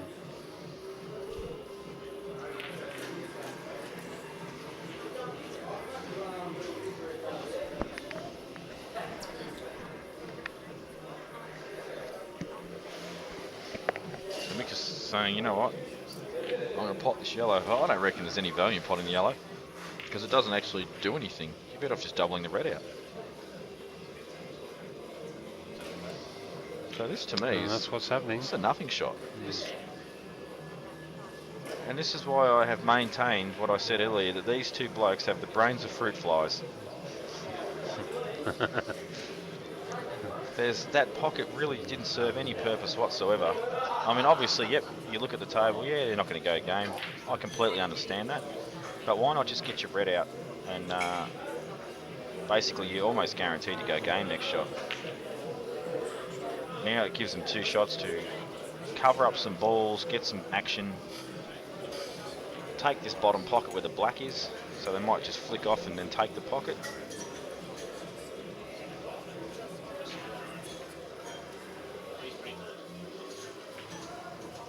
Now, is it yellow pass in the centre? It looks like it does. Yeah, I don't like this shot, Hammer. I really don't. If he's actually playing the ball in the middle, but it looks like he's playing a double, is he? Well, he's gone for a full kick out. And tell you what, that has worked out quite well for him, to be honest. And these are the sort of shots that Kurt plays, where he just basically will try and open balls up and go game in one. Likes to play big outs, and his recent Australian titles certainly show that he played some very big shots against quality opposition. Yeah. All Victorian, I might add. Yeah. And, you know, as I heard someone say earlier, I said they're not even big shots to Kurt anymore. They're just shots. And, confidence goes with winning a major title like that. Because I said he had been knocking on the door for a considerable amount of time, and either state level and just major tournaments and things like that. Now he's got one on the board, and these shots, these big shots that he's starting to take on, are starting to drop a bit more often now.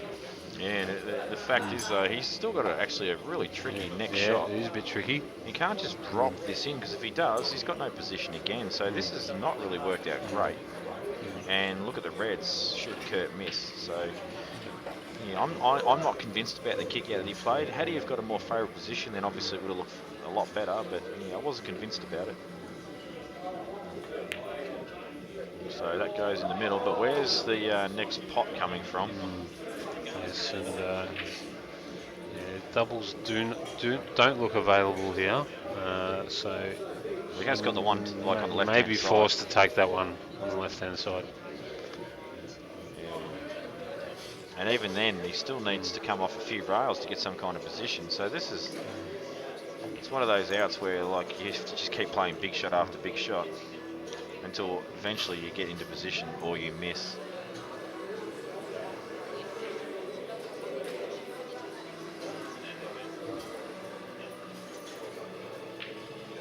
If you can actually have a look at Robbo in the background and Mick's just looking into, I don't know, he's looking at the arcade game in the background or whatever. Robbo does not take his eyes off the table. Now Mick's on his phone. This is the difference between levels of concentration. This is why Robbo, I'm telling you now, you can learn a lot from this. Robbo does not leave his eyes off the table. He is absolutely switched on. Mick is bored. Wow, how did he not pot that red? Yeah, But see, Robbo got straight out of his chair and walked the table because he's in the zone. He doesn't even remember he's got a partner right now. And partner probably been the operative word. As I say, Robbo locked in, and he is wanting to win this, and a lot of players you see are just content to make the final. I think job's done. It's not the best shot ever. No, it overrun a touch. Yeah. The table was just brushed as well. May have quickened up a touch. But yeah, a lot of guys you see, they just when they make the final, they're content with just doing that, and whereas the job's not complete for guys like Robbo. They want that title. Yeah, you're absolutely right. The first ever final I made in the tournament, I was content to make the final, and I just forgot to turn up for the final. I was already happy with what I'd achieved. Then the second final I made, which is actually against the man on your screen right now, I wasn't happy with just getting runner-up at all, even though that was the result. That was the Ballarat Open, wasn't it? It was. I remember that. I felt that I did give a pretty good account of myself. I fought hard in that match, but Robbo was just too strong overall for me on the day. But then I did get him the next year.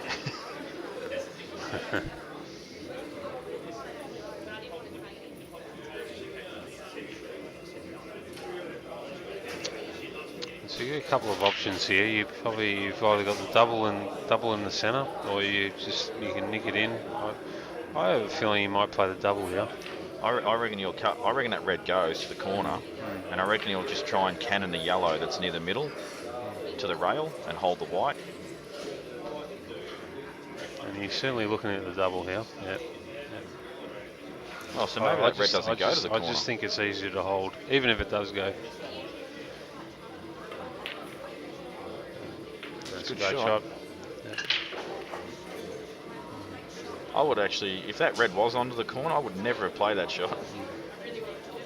But maybe it's not.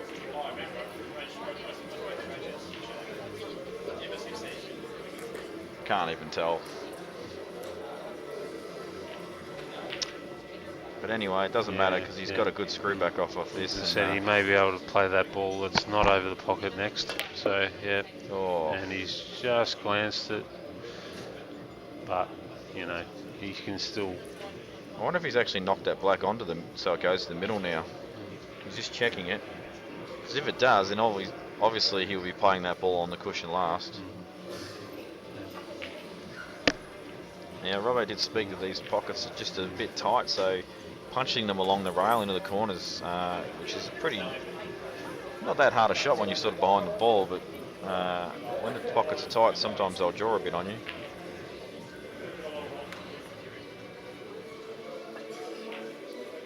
And left himself nice, plenty of angle to come up, and now whether that black does pass, Looking to the corner, so, or he basically can just roll it in and play it in the corner, or come up and play it in the bottom corner. Either way, it doesn't matter.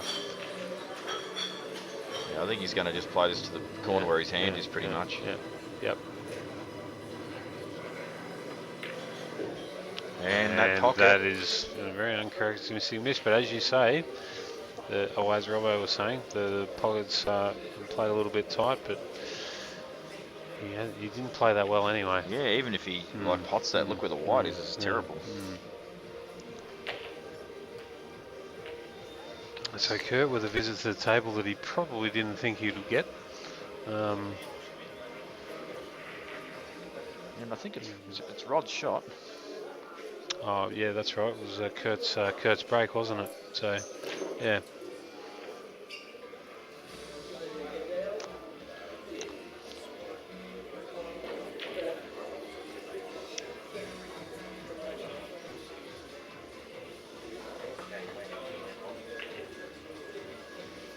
So what Kurt's saying here is, Dad, pot this ball in the corner and then play this ball at the middle and use the black as a snooker ball and then extract that ball off the bottom cushion with it. That's what he's saying, I think. And that's pretty much what he's going to try and do. And good opener there by Rod. Well, he's going to go out now. Yep.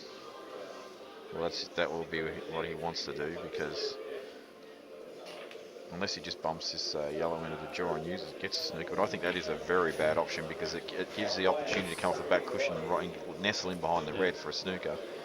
And then you're the one that probably can't win the frame, so. I have a feeling like, even though the balls they look on, I have a feeling that Rod may still play a containing shot here somewhere. Yeah, this is not an easy out, especially if the cushions are a bit the pockets are a touch tight. If you are going to pot out here, though, you're basically screwing off as you're getting over towards the centre pocket, potting that ball down the left-hand side, and depending on what sort of angle you've got on it, you would love to get on that ball in the cushion before you played the other ball last. But I know if Kurt was at the table right now, he would punch it. He would punch this in the centre and try and extract that ball on the left-hand side. And that may be what he's looking to do here. He's trying to cannon the ball on the bottom rail. No, he actually tried to land on both balls. Well, Kurt did point to say, hey, play the plant, so he's actually played that really well, given that was the intention. And now this plant don't look too hard unless the yellow is actually off the cushion a bit, then the plant's pretty tricky. So it's on the cushion. Even if it does happen to not drop this plant, it does leave Nick still a tough shot on the red here. Absolutely, so, but this plant I don't actually see missing, because it's so. Yeah, I can see right behind this shot, and it just does not look hard at all. Yeah, it looks pretty hard up on the yellow on the right. It does look pretty hard up on the back rail there, so. So Rod's saying, yep, okay, Kurt, son, I'll play the shot since I've been carrying you the whole way through the semi-finals anyway.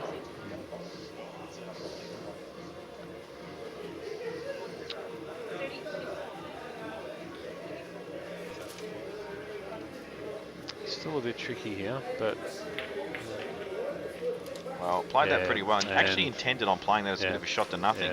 Yeah, and this is you've got a shot to probably promote this yellow just on the left-hand side, sit it over the centre pocket, and get a snooker as well. Yeah, that is a very good shot. And I also like the shot. As you said, it's a real tough red that if the white ball's at the end of the table.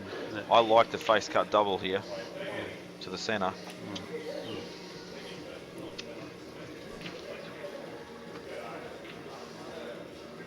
He might be trying to knock it out here, and didn't. But he still has a shot that.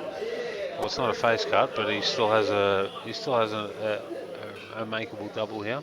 Send the white around off 3 rails and get on the black. Yeah, I think the face cut was a 10 times better option than trying to get on that or extract it. Anyway, this is what he's presented with, and the double will be getting played. The white ball will travel around off 3 cushions and land for a shot in the left corner. Doesn't want to smash this, just wants to basically play it medium pace. Controlled shot. Well, he's hit it hard, and I would have. And that's a cracker by Rod there, absolute cracker. You know, everyone's talking about obviously Kurt being the main man in this side, I guess. But tell you what, they've won this before, and I guarantee you can't do it all on your own. You do have to have some support. Well, that's not entirely true. I've seen Steve Tran do it before. Well. He's a freak, and he made the quarters with a girl, So basically, he can do anything, that guy. But he's the exception to the rule, if you ask me. Kurt. Rod is actually very underrated. He's made Masters side too before, Victoria's, and Rod's a very capable guy. He's I think he's made a couple of top 20s as well, and he's actually smarter than Kurt too when it comes to tactics, in my opinion. Also said Kurt's got the shot making, and Rod's, and that's probably why they have done as well as they have, because they, if they need a frame, Kurt will provide it. If they, need to grind out a win, well, Rod's there for that. So, but Rod can do that as well. He can make some good outs too. Good break that from Mick, but just not a ball in, and. Probably, I think, maybe a little unfortunate because he really did get a good spread there and good contact. But yellows are the order of the day. I would actually prefer reds, but you just can't pot one. Yeah, and sometimes you just have to take your medicine and take what's given to you. Well, yellows are still very accessible. Absolutely. So a little cannon here on the red. Actually, it wasn't on. Yeah, probably pot the yellow in the right corner here, screw back out, take the yellow that's near the black, and obviously just work on the other yellows that are down the other end. Yeah, the most important thing about making this out is you don't leave that ball that's on the bottom cushion to last. You can leave it second last, you want to just drop it in, then you've got a yellow in the middle. I think the yellow in the middle of the table somewhat, just to the right. I think that'll obviously be his last ball. That will be the linking ball that he needs to get onto the black. Overplayed. He's overhit it somewhat, and he may need to take that last yellow onto the yellow over the corner now, just to get back on position for the yellow that's near the black. I don't think it's too bad, because if he just drops the yellow in on the cushion, he can actually play the yellow into the centre plane ball off an enormous pocket with that red sitting there, and then the white ball will glide past that red just onto the black. So not too bad, as long as he actually gets back on this yellow. He wants to get low enough. I do think this is the shot that he should play here. Yeah. So he gets low. Just to hold it back for that yellow now, and now he's in. Now I think that yellow that's over the right hand corner, I think that will now be his last ball. Absolutely. So he'll just stun this and just leave himself long. And then you can just play a run-through shot to get on the ball on the cushion. As you can see, he's just basically telling us where he's going to land. Just overhit it a touch, and he's obviously had to make the adjustments now, because I guarantee you this is the ball that this ball would have already been potted had he not overhit the previous one. But back on track now. It was very interesting how we kind of looked up the table then.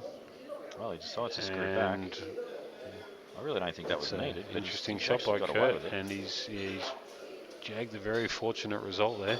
Actually, I guess we shouldn't say fortunate, because if he does miss the jaw, he's actually perfectly on the bottom rail for that ball. So,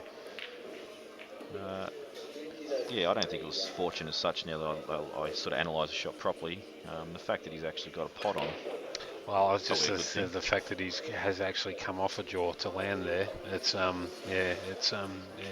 my opinion, a bit lucky. Yeah. I'm pretty sure the shallow does pass the other one as well.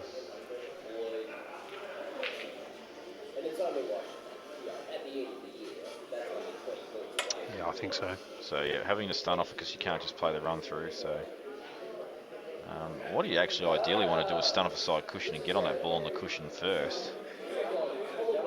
Just not sure he can do that. He might not have enough angle. Certainly does. Actually, I'm looking at the table table now. Like He's got a fair passes bit from here. He has a fair bit of room. He's got a fair bit of angle too, so I think he can actually. Well, he's playing the run through now.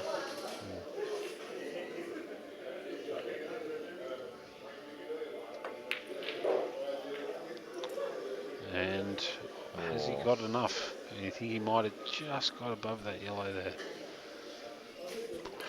Even if he hasn't, it's just a little bit of baby swerve and he can get back on it. But yeah, he's definitely on it, so he's okay. Yeah. So he's just got to screw up a little bit just to give himself some angles. Just exactly. Yep. And that's perfect. And basically, so this is a very similar shot than what Robbo missed earlier in the first frame, except a different pocket. Take this ball off 2 rails with a bit of bottom right, and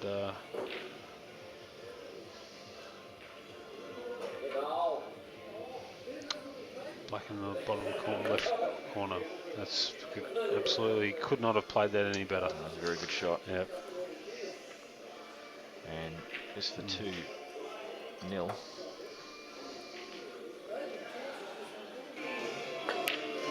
And in it goes. And as I said, to win these things, you do need both parties to contribute, and so far. And suddenly the Poison song comes on us. And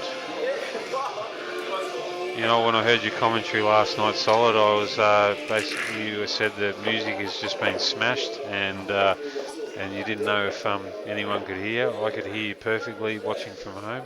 Yeah. And I was like, oh, what the hell is he talking about? I can hear him just fine, but now sitting next to you the next day, I totally get where you come from. I can promise you now how loud that music was. Yeah. Turned up about another 3 times as loud as that. That's how loud it was last night. I guarantee you it would have been magnified 1,000 times last night. Yeah. And we've got a bit of power metal now. Well, it sounds like power metal anyway. Anyway, Kurt backs back into it. Kurt braking again, as expected. Yes, he will take all the breaks to try and get the run. So they won the toss, so he will be getting 5 breaks if it happens to go down to the almost dumped the white, but oh my God, look at the balls, look at the reds. Yep, so you've only got really one problem ball here, and that's the red in the middle of the table. So he'll be looking at that right now. He will. He'll be trying to probably screw off this. How to work about how to deal with that ball.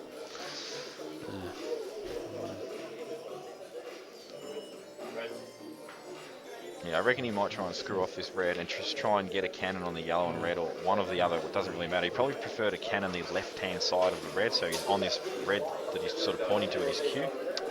And the thing that separates with the great players from the good players is, as I said, he'll be looking to deal with that early on. Like a lot of guys you'll see, they leave their dead ball right to the end, where they have they put all their eggs in one basket. They have no option but basically they leave themselves one shot to deal with it, and if it doesn't work out, you're in the shit.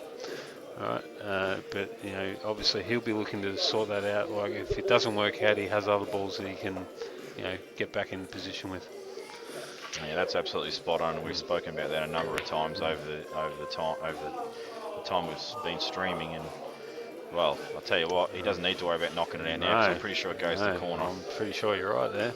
Absolute gem by Kurt there. Yeah, that couldn't have been played any better. And Mick and Robbo might be a touch shell-shocked here if he does make this out. And now he's doing a bit of Brenton Collier pointing. I don't know if you've ever seen Brenton do this at Nationals, but he does all this, when he gets going, he does all this pointing like he's trying to map the out with his finger.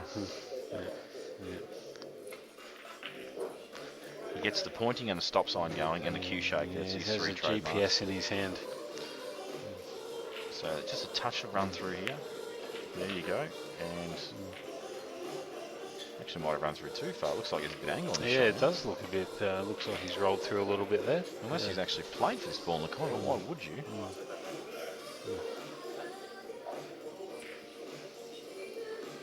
But actually, now that I look at this, he can play this, he can just stun down the table and land in between the two yellows. And that will probably give him a very nice shot on either red. Well, and like you said, there's just a bit of conversation going on here, and just probably a little bit unnecessary. But Kurt will be just in the zone, knowing what he needs. And as I said, I just don't. I'm actually questioning whether that red is even onto the corner. I just don't even see why he would not play that shot ever. Yeah. Unless it was just too much angle. Unless he ran through too much, as we talked about, that he couldn't take it on. That's my only assumption on that. Yeah, that's a big let off, and that could be a turning point in this match. Could be. TP, as we say. Yeah, I mean, do remember it is a race to 5, so there's a lot of golf left, but it's nice to be 3-0 up rather than 2-1 up. Absolutely. 3-0 and they have hardly got to the table.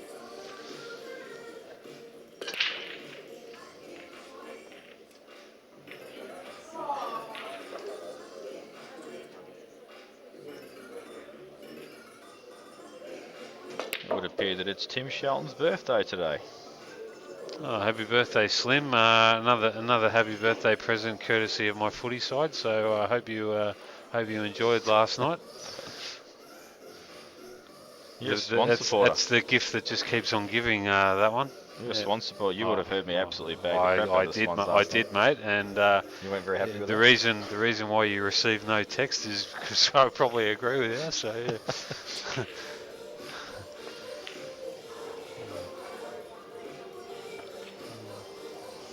Yes, certainly. I certainly can't defend anything that's going on right now. So it's until it starts turning around. But yeah, Tim, hope you enjoyed your day.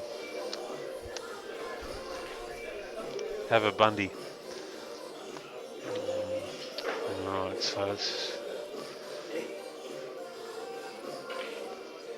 with that uncharacteristic Kurt miss there, you would probably say that yellows are now favourite here. Oh, and it's very unlikely any of these boys here, but they may listen to the stream at a later time. But to the boys at the Lucas Cricket Club back in Ballarat, well done on the ones winning the final. Good job. There's just finals happening all over the place here that I'm somehow involved in one way or another. I love it. So now... Alright, so you might be looking at a double in the corner here, the right corner. Yeah, this is actually one of Jake McCartney's favourite shots. And he hasn't hit it. Or accurately hit it. It's a smother now.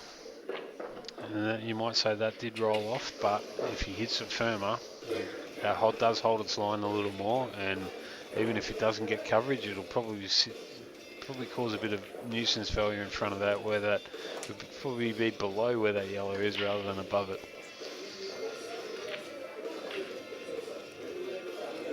Yeah, he definitely wanted in front, there's no doubt about that. And it's basically what will happen now is this yellow that they're pointing to right now will probably just get played to the corner, sat over the hole, so that way it can be used to extract that other ball later. The only positive you can drag from that is it has covered a yellow and does buy him a little bit of time, but probably clutching at straws a bit there. Nicholas was suggesting, you know what, how about you flick off this yellow and just leave the white ball on the bottom cushion and open it up. I don't like that shot because it's very risky.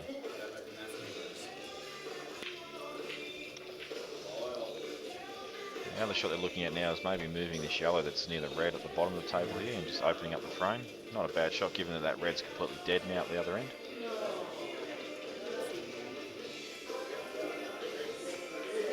And I think that's a better shot.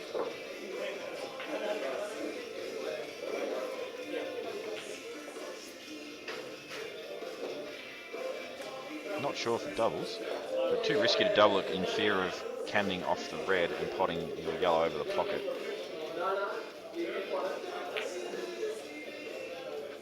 And so opted, actually overhit that a little bit, Robbo, because he didn't obviously want this red to be on. Got a good white, but just made the red available. Having said that, though, really offers no value at all in potting this. So yellow's in 100% control at the moment. Absolutely.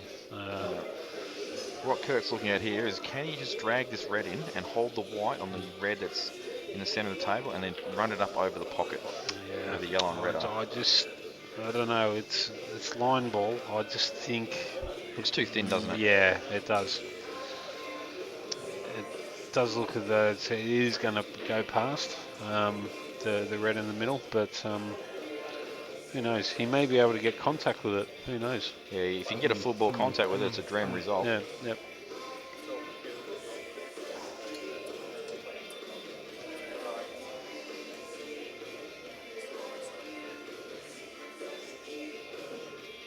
That's probably what he's looking at here. He could actually double this off too, you know, and take it back up the other end of the table. We just saw that shot. And he was looking to get contact there. Yeah, he was. Yeah. Actually, yeah, now I'll actually look at that. I think the double off two cushions and taking up that end of the table is not a bad shot. But now, although yellow's a favourite, they're the ones that have to deal with this yellow at red.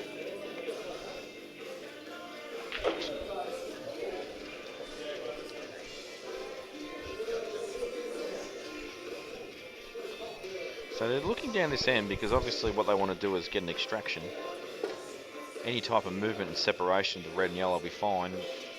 I thought maybe they were toying with the idea of potting that yellow at the bottom there that would be on the brown spot and just starting off one or two cushions into it, but that's been dismissed for now. Just went over to have a look to see if the red and the yellow that are sitting next to one another, whether that yellow goes straight in or it does look as though that it does go clean in. So I'm just thinking maybe if it didn't go, Dunham's could possibly push the black on top of the red on the that's sitting over the pocket. But it does look as though the yellow does go straight in. So you know what I don't mind here, if you don't want to take any risks at all, is you pot this yellow on the brown spot, you stun off it, and you actually line behind the yellow where the red is and get a snooker. And that's not a bad shot by Mick there. Yeah, he's playing. They actually discussed this for a really long time, in whether to play the shot or not. So out comes the yellow here, and you know, he's probably one thing that he hopes doesn't happen is that he pots it. Because if he does pot it, he may not have a shot on his next visit. Yeah, you can play it obviously, miss this ball in the middle if it's a good cannon. And both gone in. But he's got a shot, and if he just plays this shot here, plain ball, he will get around the black and have a half ball shot on the yellow to get back down the table. So this isn't too bad. But obviously, there's just some long range potting and good cueing required. So it's easy to sit here and say, oh, you just got to pot this and pot that, but still have to make these shots. And when you're 2-0 down as well, it does make the shot a little bigger. Yeah, it did try and force that a bit. So as I thought, just potted both balls there, and whilst it was the right shot, it was always a danger of that happening. So now Rod looks like he can drop this in the middle, come off the back cushion, and then just in behind the red for a nice little roll down the cushion. And he will want a little bit of angle on it though, so he doesn't snoop himself using the black. Well, he's gone for the kick out. I thought that was a bit crazy. There. Yeah. Why not just play it softer and leave yourself an angle where you can drop it in and play the ball over the hole last? So now he's almost forced to take this red that's over the pocket. 'Cause basically, if he can't roll this other red in, we'll have no shot on the other red in the corner. Yeah, I mean, you could take the risk of hitting that red full ball and putting it over the hole and leaving a pretty good white, and hoping that they don't get the double and make the out. But obviously, you're not in control of that situation, so. I think if he wants to commit here, you actually pot this thin with a touch of right inside and come off left cushion, right cushion, and back to sort of like the, just before the blue spot, so you can just drop this red in and just give yourself a shot on the black. Yeah, he is looking at that one over the corner. He's not comfortable playing that one on the rail there. He just knows he won't have a shot. But yeah, as you say, he could. It does still present a tricky out for yellows, but I just don't. I don't think that they want to lay up. They're 2-0 up. They want to try and finish this frame off. I actually think Kurt's trying to talk him into laying up. Yeah. He's saying, listen, look at this. If you just leave the white here, this is a tough shot. They've got nothing on this one.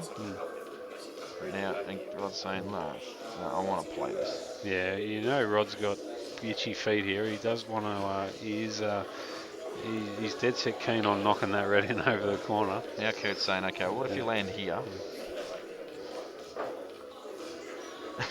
And let's get that chalk for Toby just marked.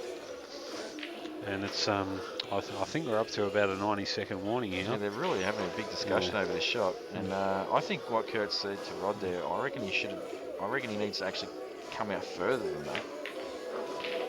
And well, that's not bad. I reckon if there's a touch right inside of that, you're above the yellow, and it's actually even easier. Now this is basically the same shot as before. It is, and this is why I think it was better to actually play this shot first. But then obviously if you pot this clean, you can't pot the ball over the hole. So this is a drop it in and play the long black and don't miss it shot. And get out of the way, Curtis. That is a large head all of a sudden. Yeah. And Curtis and Roddles has played that very well as he could have played it, but that's why he didn't take it on earlier, because he would have had that same shot, snookered behind the black there. So now Kurt's gone over there. There's nothing to discuss at all. There's no safety. You have no choice but to just knock it in. And Kurt stands behind anxiously, knowing that Rod's pot all the blacks. But he's shanked that one. And he almost jagged it, and he still quite has. He might have still jagged a good result. He might have a good result, yes. Although I think he can glide to the middle. I think both balls go in the centre pocket here. Yep. And I think that's what he'll do. I've got a new word for shanking a shot or chopping it up. It's called clamping it. You clamp your hand, clamp the wrist, and you chop up. Clamped it. Mrs. Dunham standing right next to me. Kathy doesn't know what to make of that. Anyway, Scary's actually come for a walk over to the commentary booth. He doesn't want to be any part of this. So I think Robert can get through this.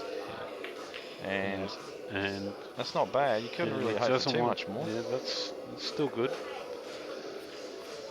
But yeah, that was the only shot he could have played. Maybe a little bit more distance between ball and cushion, but he could have played a snooker. If he didn't really like the shot, he could have played a snooker. Yeah.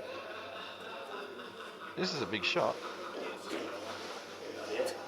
And I think a bigger concern, rather than like whether obviously he can pot the yellow. I think the bigger concern is, well, I can't smash this yellow in. I've got to play it in so the pocket will take it.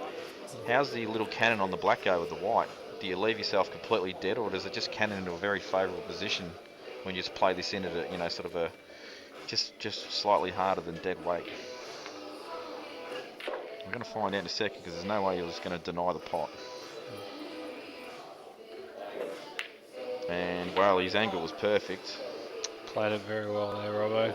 That was a very good shot, and it will now be 2-1. So that's that 3-0 2-1 business we spoke about earlier on in his frame. And if you do cast your mind back, Rod may have missed that black, but Kurt did chop up a pretty simple out at the start of this frame. So Rod's still, in my opinion, the better player and probably needs to take the break and the first shot. Kurt, you need to lift your game. You're meant to be an Australian champion. What are you doing to us?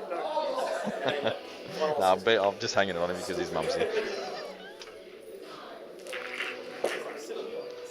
So I think Robbo's been breaking. Oh no, Scary broke the last time for the Scobertson combination. Yeah. So it looks like Robbo's going to have a turn. Maybe they use the same rules that me and Jake do, and that's if you don't pot a ball for break, you so get sacked. The way I see it is Robbo will be having 4 breaks in this match and Kurt will be having 5. Well, Mick did break the last time. I don't think he did. You sure? Yeah, I think Robbo did. Mick did. No, that's okay. That's not unusual for me to get it wrong, but yeah.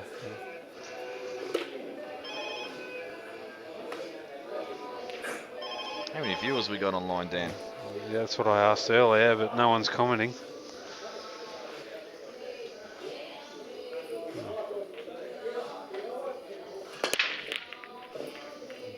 $38. 38. Multiplied by don't know how many people per screen. 38 watching, no one commenting. Let's get a few comments on all the viewers out there so we can respond. And actually, there was while this frame is underway, I did actually promise I'd say this. A gentleman yesterday was speaking to Colby and said that he listened to some commentary on CueballTV about how to actually mark a stubble of ball, and he learnt it by listening to the commentary, and it turned out that was actually me that explained that. And then the guy actually came up and thanked me for it, so I was actually quite chuffed about that. So what I've decided to do now, after getting some feedback like that, is if there's a shot you want to learn how to play, send me a message on Facebook, put it on CueballTV, do whatever you got to do to get it to me, and I will do my best to answer it. And if I don't know the answer to that question, I will find somebody that will, and you will get the response that you need to learn that shot. So that is our way here at CueballTV to try and help you advance your game, other than obviously giving you the excellent streams that have been coming through on a pretty much a weekly to monthly basis of late. That's right, and there's a lot more coming. You know, a lot of big tournaments with state titles and big guns and Anzac and everything like that. So stay tuned, everyone. There's a lot more coming your way. In actual fact, and I have actually forgotten to do this, but I'm pretty sure, providing Dan is available, I'm pretty sure we might get a gig at Berry this year. And I will make that contact, because I know Neil's not keen, but the Riverina Association were all over it. Yeah, I'm not sure why that would be the case, but you know, like you want to obviously promote your tournament and everything like that. So it's a bit baffling, that. Yeah, I honestly I do think for the outlay it's going to cost to get the stream there. Probably what still is the one of the biggest comps in Australia. I think it's absolutely a necessity to get your streaming there. And I don't think money would be an issue getting that happening either, to be honest. I mean, even if you got it on over the course of the weekend, I don't think anyone would have any objections to putting their hand in their pocket to make that happen. Yeah, that's right. But at the end of the day, probably should be put up by the tournament organiser, and anything else is a bonus. We don't want any sour grapes. Don't upset the apple cart. Yeah. So anyway, Kurt once again has an opportunity to make an out, and I think these balls on the cushions are just proving to be more difficult than what they truly represent. Yeah, well, Mark just obviously had a very nice break. Took the yellows on, and sorry, I think it was the reds actually, and happened to uncharacteristic miss down the rail, and yeah, as you say, very deceptive on how tight they're playing at the moment. And have a look at Robbo who's sitting in the back now. You don't see him, and I'll tell you what, I watched him when he played Rusty Wheeler in the final of the Australian titles. He never once moved off his chair. He had exactly the same posture. Both of his hands were clasped on his lap, holding his cue in between his legs, and he never moved in that position. And that's how he was earlier on when we were discussing how they were sitting, where Mick was like looking at his phone and looking around the room. Now they're just Robbo's just kicked back, trying to relax a bit more, and probably still stewing a bit over that last shot.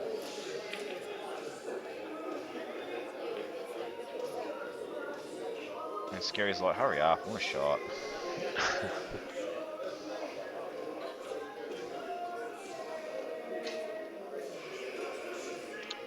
She's just run through a little bit too far there, I think, Kurt. There's a couple inches lower. I think that there'd be plenty of options available to him there, but yeah, I think we'll see him play this ball that he's just eyeing off now. I think so. And he can get back to centre table. You know, obviously what he wants to be just off straight, this red on the right hand side of the table, so he can just land behind the other one on the cushion, and then he's got the option to run through or screw off it depending on how he feels. So a bit of hampered queuing may make this shot a little bit harder than it needs to be. Yeah, it's not a bad shot, that. So he'll probably look at bumping this this red out on the right hand rail out, and that's what he's looking at. Yeah, this is almost a shot to nothing if he catches this red half ball, because the white ball will just head down the table and not really leave a lot on. He's going to take this ball in the centre now. May be able to clip it. Well, he's missed contact, and you can see the result. Because he obviously was trying to play contact on that red there. Yeah, I think he's foo bar now. I don't know if, honestly, that was the right shot to play either. I only thought that red that he's the white is under at the moment. I think that was the right shot to play. He had perfect angle to extract that red, the one that he was trying to promote on that shot. Yeah, I think they're doing everything they can to not play balls down the cushions at the moment. Yeah. But you saw Rod the previous frame, just obviously it was dead weight and it was close to the pocket, but he rolled that ball down the rail and then just took the black on. Having said that, he does still have that red available in the corner, and he might have to play with a lot of speed, but it is an option. It is a shot still. But he's basically sold the farm, and if he doesn't, if this does not come off, that's basically 2-all. Yeah, now I tell you what, if he jacks up that much on this shot, if he goes to the left corner down here, jacking up's not too bad. You jack up and try and play to pace the other one, you could see your white ball fly off the table. But he's just going to try and play a really controlled stun shot here off this red. To the bottom left corner. And it's missed by some margin. Overhit it by many an inch. So it's kind of a shot to nothing, because obviously not a lot's been left on. There is a ball to the middle. Scary taps the table with his cue there, thinking that's not a bad leave. But honestly, if you're yellows, you're pretty happy. Might have been tapping to say thanks for missing, mate. Yeah, that could be that could be the reason too. Yeah. And a good, I thought that was in. But once again, Mick has played it in such a way where not a lot on. That's right.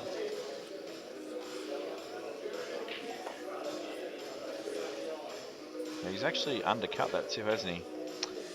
He has. And he's missed the red, so if he actually had made the pot, he still would have missed the red, so not a lot of difference would have been with the white there.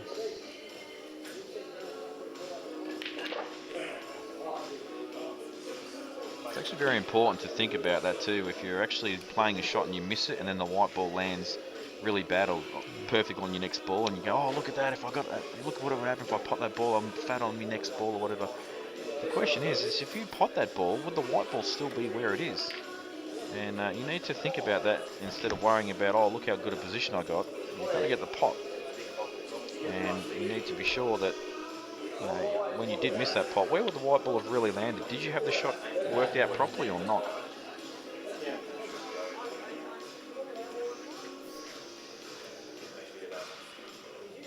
So we're not going to see a lot of this shot because Kurt's just going to be in the way of it. Oh, sorry, Rod. And he's played a pretty rash shot. Can't see And where this red's gone. He's copped a night. Oh, he's doubled it. He's potted. What? He's Really? doubled it in the middle because it's gone. Jeez. So it was a big shot, and he hasn't really got a very good result. Actually, I lied there. He's got a huge result because he's killed a yellow. He has, because he can take rail first here on the right top right corner. He might not even take rail first. He might be able to go straight through. Can he get straight through? I reckon he can. Yeah. But the thing is, to get on the other red, you've got to play at pace, and that's a big shot. True, but tell you what, they're looking a lot better than what they did one ball ago. The fact ago. that yellow is dead on the side rail now makes things massive. Because obviously, if that ball was on, the out's still simple. So looking at heaps of different options. And he's going to play safety on this red, I think.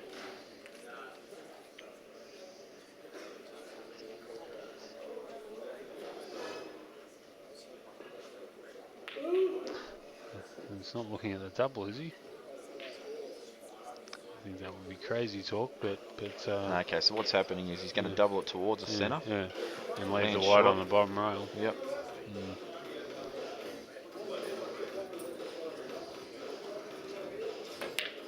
Well, he smashes it. Triple. And he has copped a dream dream result on many levels.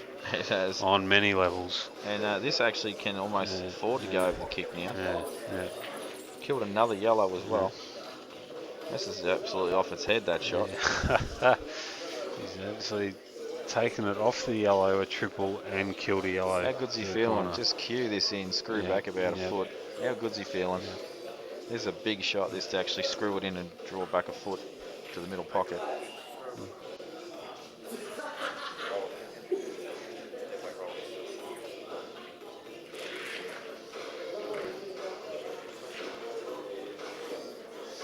Obviously just working out whether to lay this up or whether to punch it in with a bit of bottom. You can drag it in and you'll still have a shot on the black. And if you do miss, at least you've actually got the comfort of it being right over the kick. But it's so tempting to just punch this in.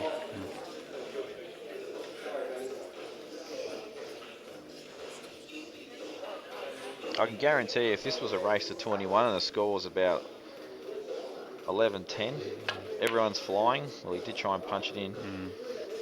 And everyone's flying. You actually will take that shot on all day. I don't actually have a problem with him playing it like that because he's fully committed. Yeah. But the problem is, it just gives your opponent lots of... Well, I guess it doesn't really land in that bad a spot, that red. Could have landed on the bottom rail. That would have been a disaster. Yeah, it's still a reasonable result there, even though he didn't pot it or leave it over the hole. It's still very much yellows are under pressure here. Maybe the two absolute miracle promotions to the rail of those yellows.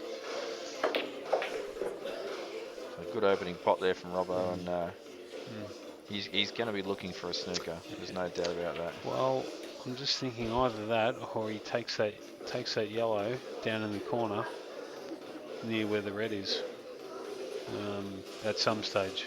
I'm thinking he's going to screw off this ball in the middle and then just nestle behind that ball on the side cushion. The other dead yellow. Yeah. And this is well, he has an option to extract it out now, so we may see him go and for then it. you have the pot. So.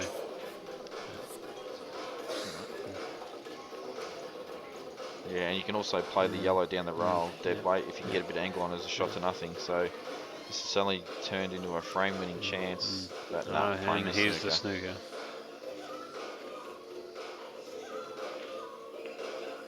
Well, I don't mind that shot. It's a very good percentage shot. But I would have liked to have seen him have a dip there. And he does a bit of a little bit of a hand wave. Does a Mr. Squiggle and yeah.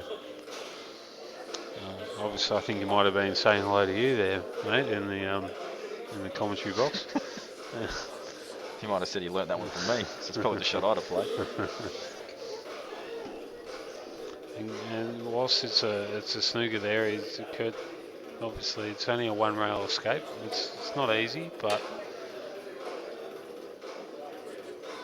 Kurt is good enough to get out of this, and if he does get a good result, he's actually looking at going off too with left-hand side.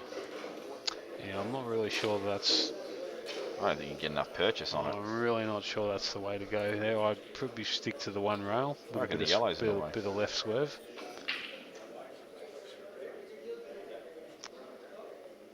I think with a little bit of left swerve you can get it. Just having a look at, not on screen, but just having a look at the. And he's going to cover up.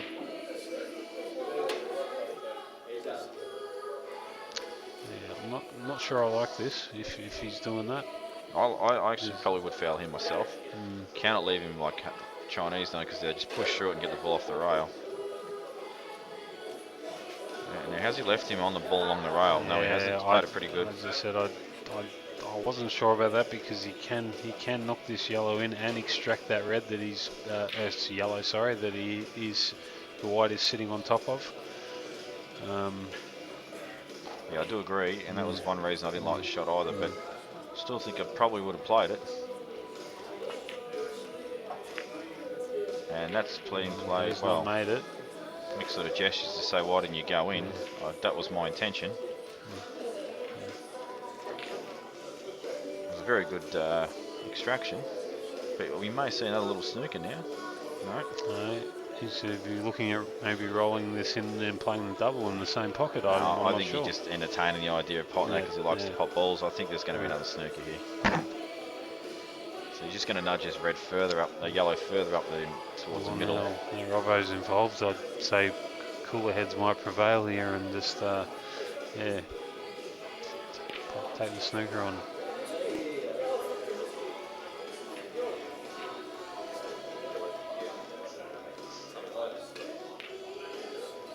Robbo's like, well, you do what you want, mate, but, you know.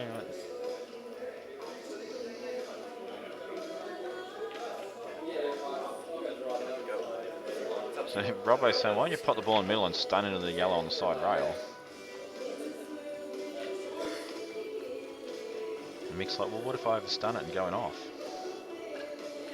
But he's playing the shot. Doesn't like it. And he's decided, no, I'm not playing it, Robbo. You can EED. Now he gets up again. And a lot of indecision, so Mick, when you go down the next time, you need to be 100% sure this is the shot you want to play. And he's understunned and landed average. And basically there's not really a... You can't see that yellow in the corner from what I can tell here. Yeah, and Robbo's just basically gestured the yellow shot I can see on the table, and that's just flick off this yellow and try and use the black. And use the black as a blocker, yep, absolutely. Yep. Now he's just checking to see if this yellow goes. Yep. Because if it does, I'd be potting it all day. Yep. Yeah, if you could get on there for sure. If not, as you say, flick off that yellow that's hard up on the rail, sit it behind the black. Well, he's just checking. He's just doing his best impersonation of that ugly dude that spits out worms or whatever it is in Men in Black. Now Robbo's doing it. If this is that close, I don't know whether you can take the risk of playing it. Robbo's just said, listen, just get the white ball behind the black. It's not that hard. That's what he's saying to me.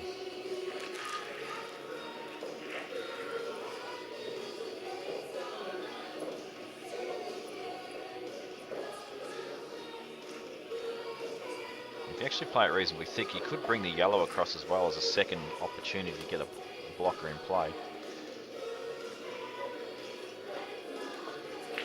So there's the yellow, and he's, oh geez. Tell you what, if he had have knocked that in, that could have been diabolical. Oh yeah, I think the red's on, but it's not a very nice shot to have to play and get position on the black. And this is a shot that I would prefer Kurt to play than Rod if I was on their team. But it would appear it is Rod's shot. Yes, it is, with the safety that Curtis played with earlier.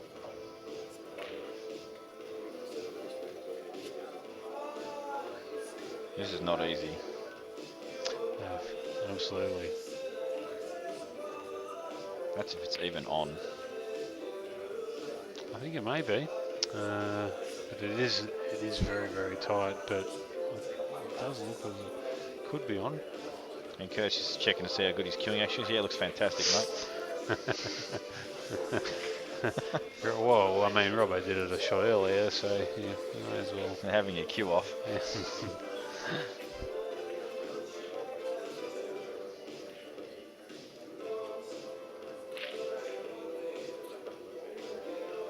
So, well, he's jacking up a bit, which is basically going to make this pot almost not on. Like, this white ball's going to be doing all sorts of stuff. And in goes the yellow. Oh, pretty much lands exactly where it was. But this ball will be pot now over the corner that he's right near. And we have a few comments coming through on YouTube finally. Yeah, Picker's doing what he always does best, and that's criticise. So, you know, good stuff, buddy. Yeah, actually, I do remember your comments one time about BJ. I do remember you being a fair wanker, so good job, brother. Yeah. Yeah, I remember that too. Yeah. Yeah, Lee, I think this song is on your playlist, mate. So, yeah, bust a groovy if you haven't worked out his Lee Gilpin. So, Bello, yeah, I think he might still be on the piss like he was yesterday. So, good win for the Cats today too, buddy. Nice. So this actually had to be played a lot better than it looked because that wasn't easy. Landed in no man's land. Has so many options available now though, because if he doesn't like any pot available, he can just flick off his shell and get a snooker. So. Yeah. He's not going to play this shot, I'll promise you. If anything, he's going to play a double on this yellow right here. And now he's lining up the double. And he's like, nope, don't like that either. Let me go around and see where I need the white ball for a snooker. Mix decided to test that there is a pocket there with his finger, and yes, there was a hole. His finger disappeared.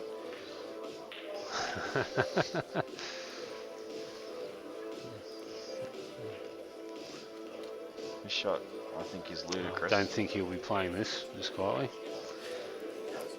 For the reason you just said, ludicrous. Yeah, it is. Yeah. It's very thin and not a lot of control available. Yes. I think the right shot is maybe just take the, well, whether he plays it or not. Well, he is going to play it. He is going to play it. No. I think the right shot is playing the right edge of that, the yellow that he's right next to and getting the snooker. But well, if he plays a shot and it comes out right, we'll eat our words. He'll be a hero. Correct.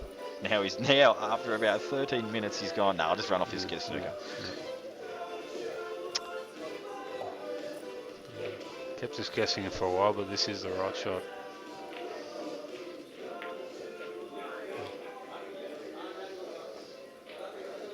Yeah, there was no other shot to play really, and you get the snooker, you promote the yellow. It's basically a no-brainer. I mean, obviously, if whoever shot it is comes across the table and bangs the and then it's absolutely the wrong shot to play. So. And I mean, obviously, that's the only shot these two can go for. So if they get it, well, you know, that's all part of the game, and that's right. Why people don't like giving good good players additional shots because these are the sorts of things that can happen. And that's one thing is one thing about pool, you can lose playing the right shot sometimes. You know, it's just that's the way it goes.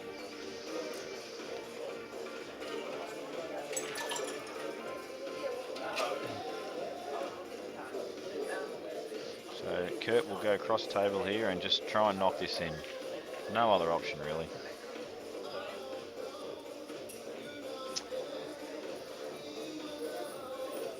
Yeah, correct. You just if you hope to pot it, obviously. If you don't, you hope that you get an enormous result.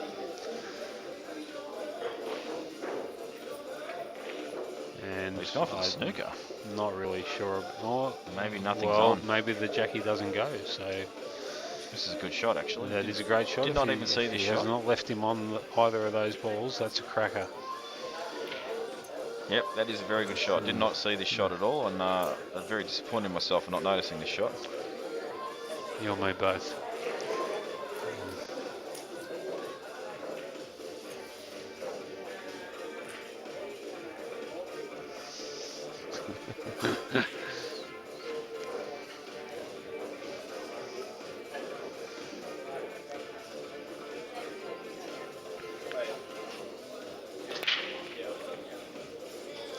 It's a very good shot by Kurt there. Because basically, if Mick decides to take the long yellow down in the corner and misses it, he leads an out on for the rod the next visit. If he takes the jackie on, it's a harder shot, and you have to play it at a bit more pace. Your chance of killing the yellow into the left rail. Yeah, I don't think this plan's the right shot. I think you've got to full-blooded commit to the pot. This yellow is most likely going to go to the side rail. Yep.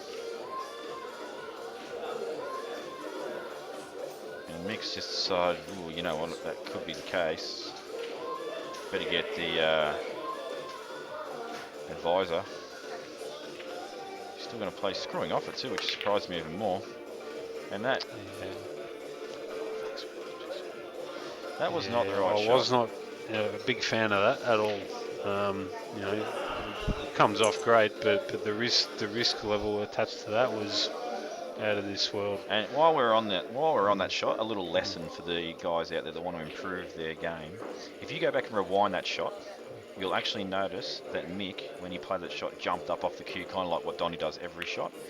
And the reason for that is because he just wasn't comfortable with the shot, and people's natural reactions when they're uncomfortable with something is to get away from it as soon as possible. So that's when you see the most body movement, is when you're uncomfortable on a shot, because you just need to get away from it, and the reaction is obviously do not be near it, so your body moves.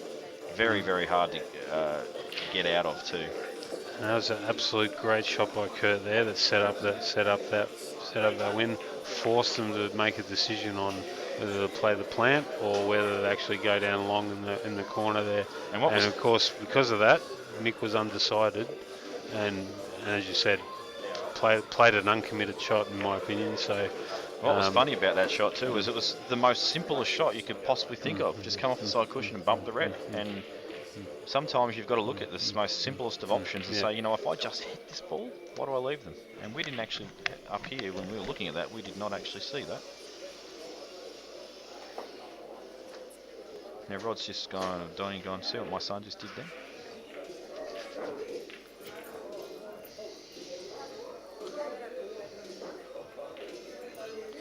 And 3-1, looking at a very strong position for back-to-back.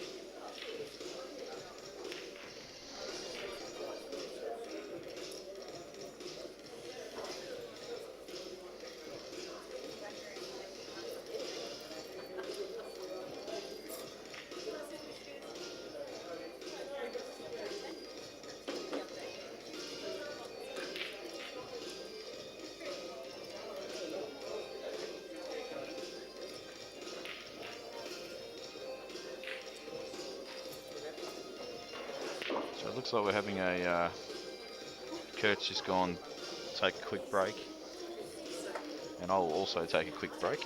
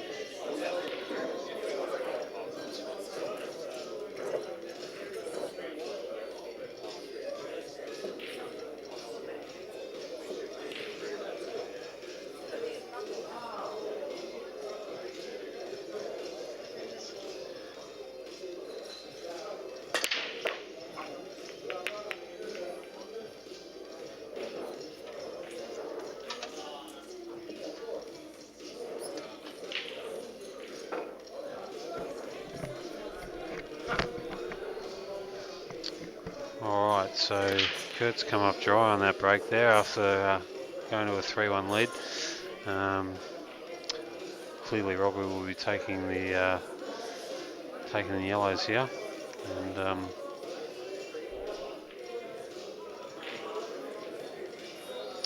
well, he may not be. As I said, there's one dead red here, and he said he may be looking at the red. Oh, he's got ball in hand. Sorry, I just come back from the toilet, so I didn't see the break. He's still looking at yellows, but either way, there's still a little bit of work to be done on either colour here, but yeah, he's going to take the yellows after all. I just found out, Solid, that I was just in the toilet for that little changeover there, and Kurt was saying that Rod was the one that told him that safety shot. That doesn't surprise me at all. And so it just reinforces your little view at the moment that Rod's is pulling his weight. So Kurt did want to have a dip there, but Rod said, just lay the ball up on it and see what happens. Yeah, and there was obviously Kurt wanted to get the snooker back, like get hard up on it. But that's a very difficult shot to get perfect. But the excellent backup plan for that was no pot on for a single ball, and the plant was required, or a big long pot, which Mick denied. So now Robbo just checking to see if this ball is frozen, it will not pot. If it's not frozen, then it will probably just clip in. And that will be very important in the context of making this out, because just about now he's about to extract the only other dodgy ball on the table for him. Yep. I'm actually surprised he's digging in this, unless it's thinner than it looks, because I thought he'd want to come off cushion first and then into the yellow. But he's hit it full ball instead, so that's okay. Played it very well there. Obviously plain ball would have actually hit it quarter ball and shifted into the red, so that's very well judged indeed.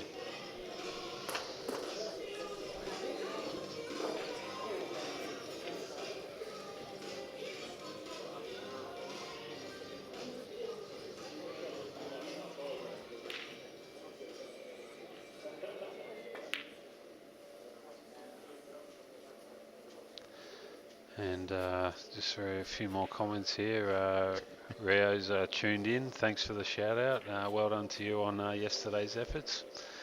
Very good win. What's SJA? SJA means special guest appearance. Right. So yeah.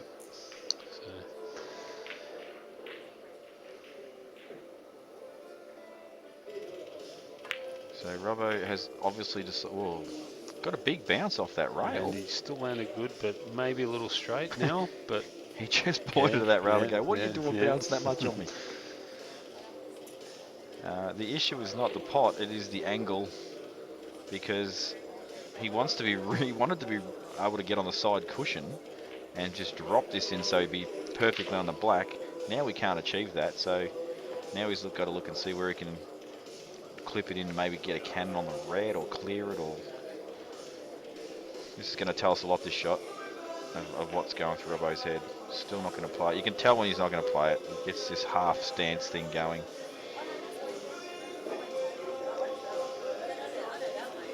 Yeah, he's probably a little straighter than what he would have liked here, but said he may be able, this well, if this cuts in, this is nowhere near the rail. Look in.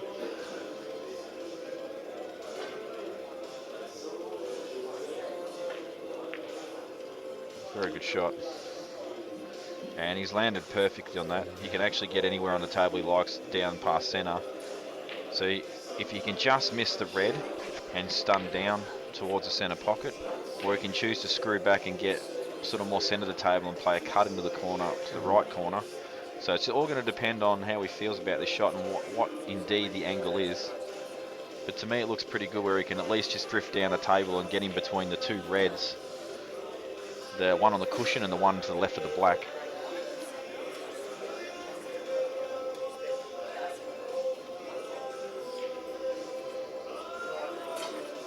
Just needs to make sure it doesn't contact that red that's near the yellow on the way back. Well, he had to go. He had heaps of Played angle. that an absolute treat. That is a brilliant shot, Yeah, and Scary claps mm, appreciatively. yeah. And Very well deserved win there, 3-2. And it's back on serve. I've got to say, I haven't really seen Scary do a lot this match. All the outs have been getting played by Robbo. Well, as I said, the match in the semi, I believe, as well. Not the semi, the quarters.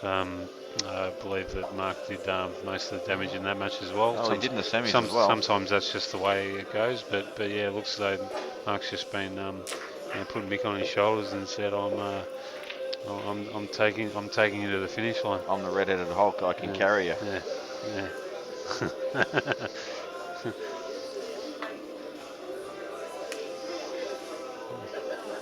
But to be fair to Mick, he has actually has contributed. There are more than ways to contribute than just making outs all the time. Yeah. Obviously, that's the quickest way to win, but sometimes some good safety shots are required. Pretty crap break that from Robbo. Didn't get a very good contact at all, and that's why the white nearly went in off. And this could be a long frame, unless Kurt decides that he wants to produce. Well, as long as we're out of here by 8:30, because that's when my local fish and chip shop closes. So yeah, I think we've got time.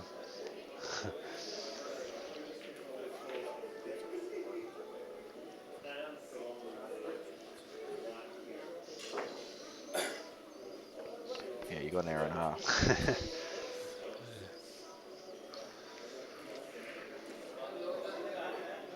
So Kurt, this will tell us that he's decided bugger the safety and going after him. And worked out quite well there. Yeah, they're actually all these reds do pot in one. He might look dig into the pack a bit here. Just play this shot a bit aggressively in the centre and see if he can get a result. And not only the red and the black as well. He's actually just going to try and cannon his yellow full ball, stay on the red. Then he can actually just pot that, and he will then be able to move the black with a natural angle, and then he'll still not be on these two balls at the bottom. So big shot coming up here. And here's the other option, is to play the run through and play a very similar shot where you pot that and then get the can on the yellow, and that goes into the black. So there's sort of two different ways to play the shot. I actually like the full ball contact on the yellow, but if you don't get a full ball contact, it could be bad. Hello, Shane Lee as well out there. Just joined the commentary or the special comments on the old YouTube site. So glad you're enjoying the coverage, buddy. And thought I might see you here today. So yeah, but anyway. Colby, you do not have time to see this whole match, I'm afraid. Get our son home immediately.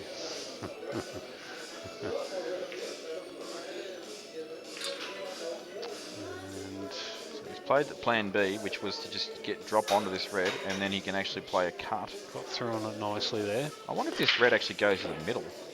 I'm thinking it might. The way he's played that, because I thought if it didn't go, I thought he might try and disrupt the pack a bit there. But and then the black goes to the top left-hand corner is the only pocket. But then the problem ball becomes the red on its lonesome near the middle, getting on it and then getting back down the table again.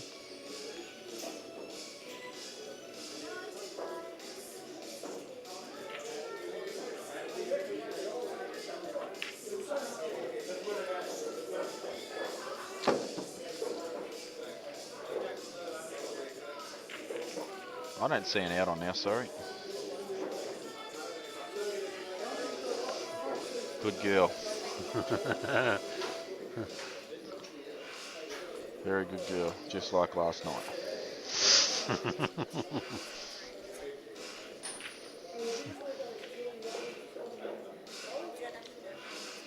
So I'm still not sure if that red passes to the centre or not.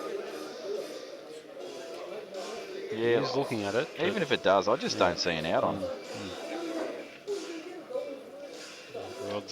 Rod's offering some tactical shots. Yeah, his tactical shot will be play this red so both of them sit over the hole neatly. As I said, he may even, like a shot would be, may even just clip under the red here, but Yeah, I'd rather promote them both. The only reason I don't like this shot is because, well, you're just going to get left there. Actually, what's he doing here?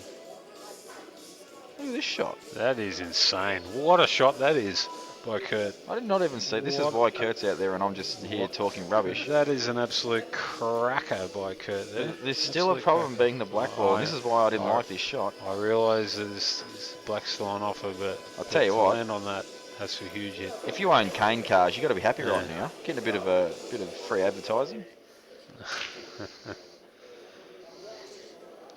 That's a massive shot by Kurt. Not only the fact that the other red landed well for him,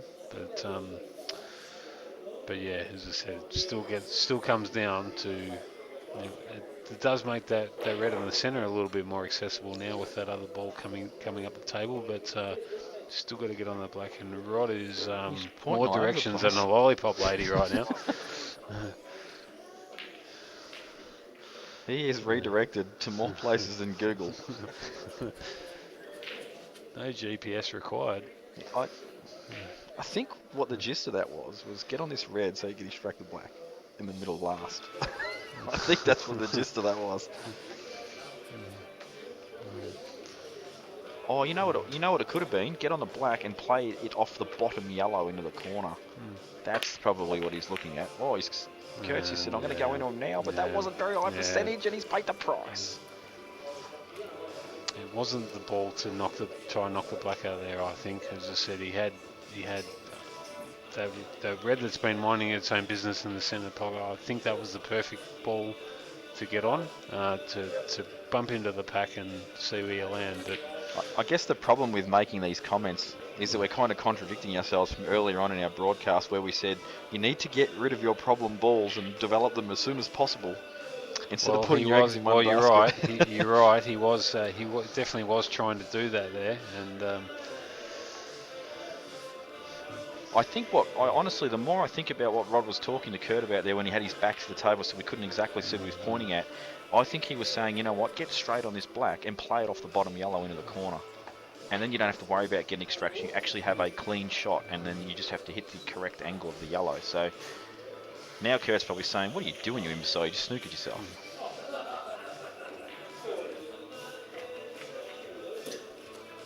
And I don't know whose shot it is next for the other team.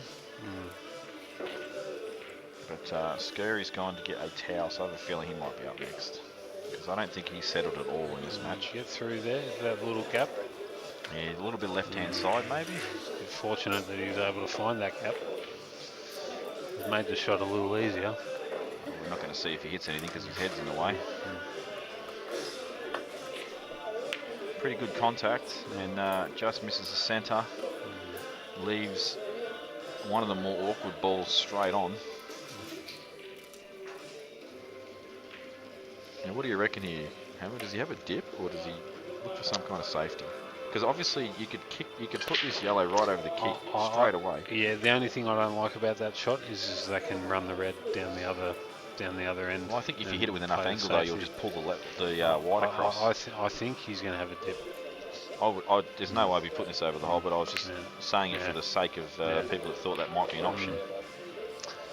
And I do believe as you start clearing these yellows on the right-hand side of the table, where the black is, that yellow that's near the red will become far more accessible. And because at the moment it looks like it's a pretty horrible ball because it's being covered. And Mick, who hasn't had a lot of visits at the table in this match, he'd be like, safety would be the last thing on his mind right now. Yeah, he wants to put in a crowd pleaser. He does. He wants to put a party piece in. He wants to get a piece of that trumpet. And this is to go 3-all as well, this out, so...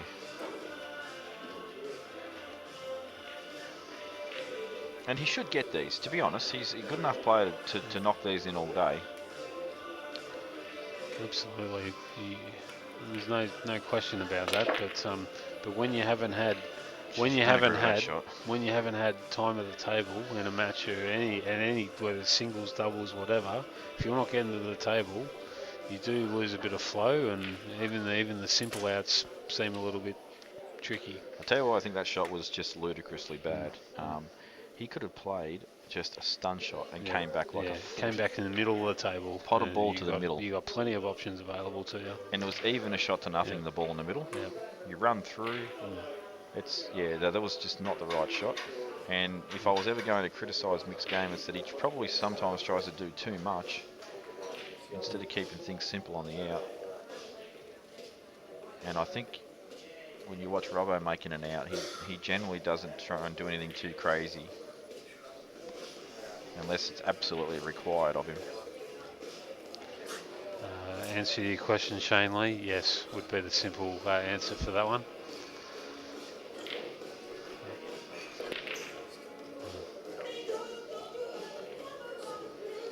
So Robbo's saying, well, you know what, you could play this, and point this, and well, that looked pretty cool. I'm not sure what that meant, but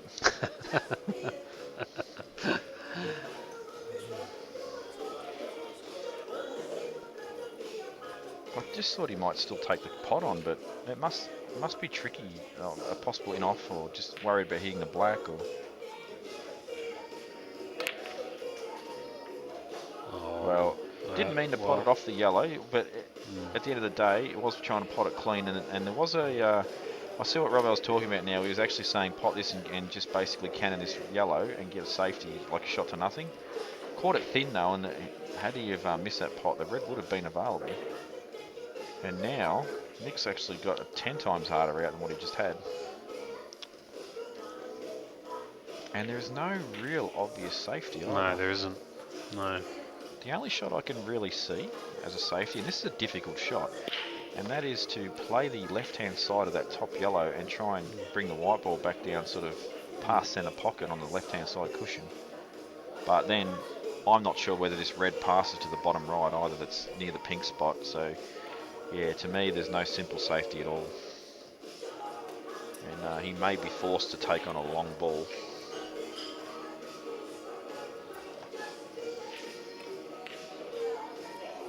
Not sure. I think he has to be forced to take on the long ball, for the simple reason, as you said, there's no obvious safety anyway. Is this an attempt to play the yellow off the black to the corner and stun the white and try and get a little bit of safety? Get the white down the bottom, push it down the bottom, push. I can't see where the white's gone. That is what he's done. Yeah. And you know what I think is happening here is that Robbo is getting scary to play shots that he's not comfortable with. Yeah, I agree with that. And it's forcing him to get some bad results. Yep. So for those of you who are wondering in this partnership who the dominant male was, Robbo's flexed his muscles and said it's him. Yeah.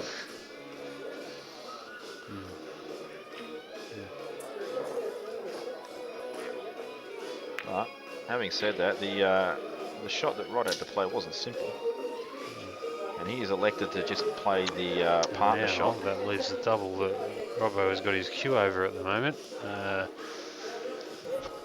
He basically makes his pot. He's a fair chance to go game. Yeah, Rod obviously didn't want In that. or over is a very good result because it does leave the white dead with the reds that are on the table. I'm actually wondering whether he even plays this double. Instead might just play the bottom red yellow and get a safety. I think he does. I think he does play it because even if it doesn't work out that well, it's the white's going to land exactly where the yellow is on the one that he is doubling. But yeah, I don't mind your shot either, but I think he will play the double. Actually, yeah, that red is pretty high. It's high up the rail than what it looks like on the screen. It's probably a couple of centimetres off the jaw.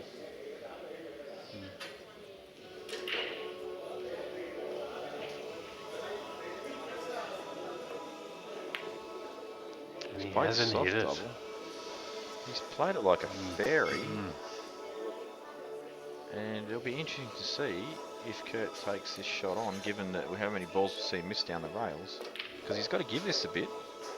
Like, when I say give it a bit, you've probably got to stun it out off side cushion, left-hand side cushion, and back to centre table and past again. I would be happy just to place this one, I think. Yeah, that was the other thing I was going to say. You could just kick it over the hole. Pretty hard to kick this over the hole without leaving one of the yellows on though. So he's taking it on because he's hitting low. He's playing a stun shot off side cushion.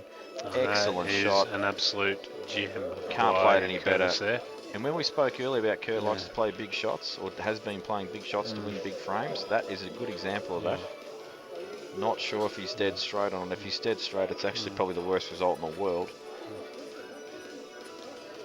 Any angle at all, regardless of which way it's going, would be better than dead straight, I think. That's what I mean. Even if you are straight, I mean, you still have the top right-hand corner to aim it into. Well, he had heaps of but angle. he is, And he actually forced it even more too by punching it in so hard through the white. And just let up a small amount there to go to 4-2.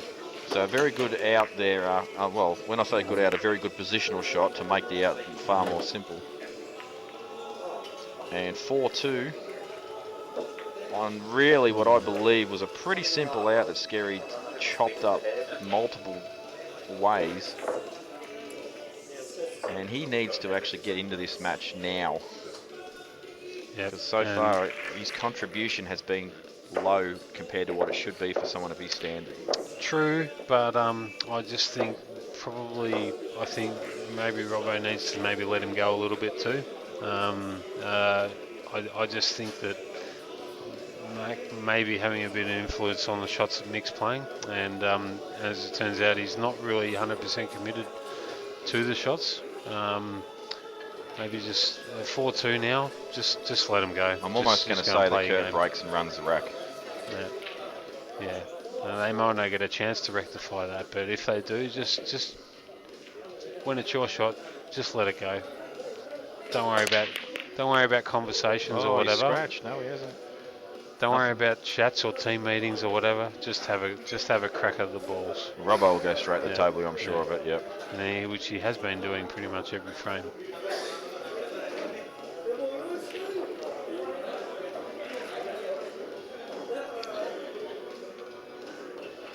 Look, I do actually understand 100% how Mick's probably feeling right now about being probably the lesser player in the combination as far as reputation is concerned, because obviously I play with Jake nearly every year and that same thing happens to me.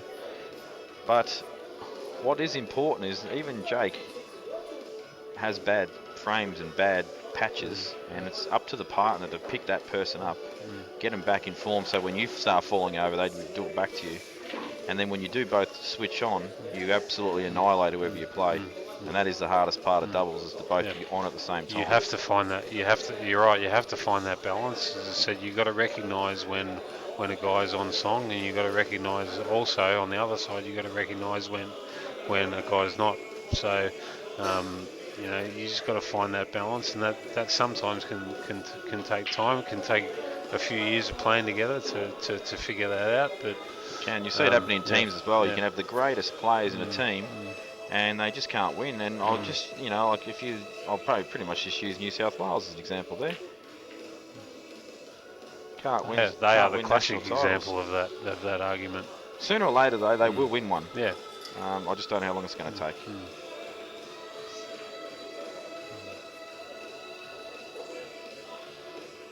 Now, I expect Robbo to get these. The only thing that needs to be considered is just which ball he leaves last for the black, which will probably be the one over the middle there.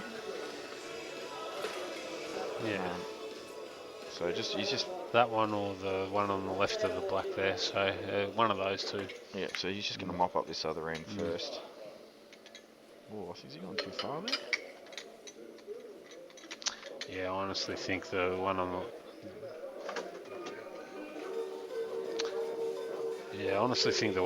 on the left hand will be the last one that he plays. But yeah, it's either or. Well, he mustn't have landed on that ball near the kick, because he's forced to play this ball in the middle now. It's a bad shot from Robbo there. But he can recover from this situation.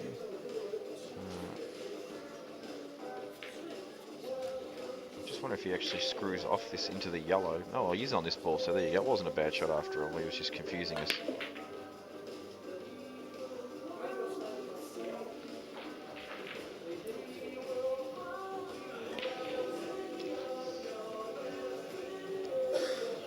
So even though these balls aren't too hard, your white ball actually needs to be on a string here for the next couple of shots, because any little overrun will really magnify itself as far as losing position to get on this black.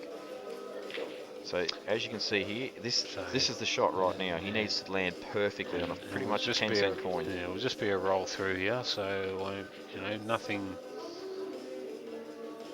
overboard. Just a nice little run through, and yeah, run it through off one cushion, and then blacken this pocket that he just potted that red in. And praying for no kick, of course, on that shot.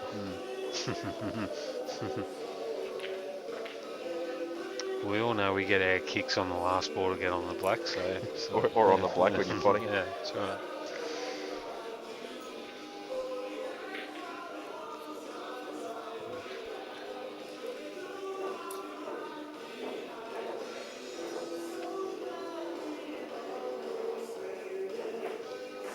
So Robbo just taking some time. As you know, if you've probably watched a lot of him recently on Money Match streams, he's very methodical, and he does take this extra time to ensure everything is perfect. He's actually underhit that a touch, but he won't be too concerned, I don't think. Just a little bit, but yeah, there's no. I don't expect him to miss this ball. If he does miss this ball, this will be the end of the match.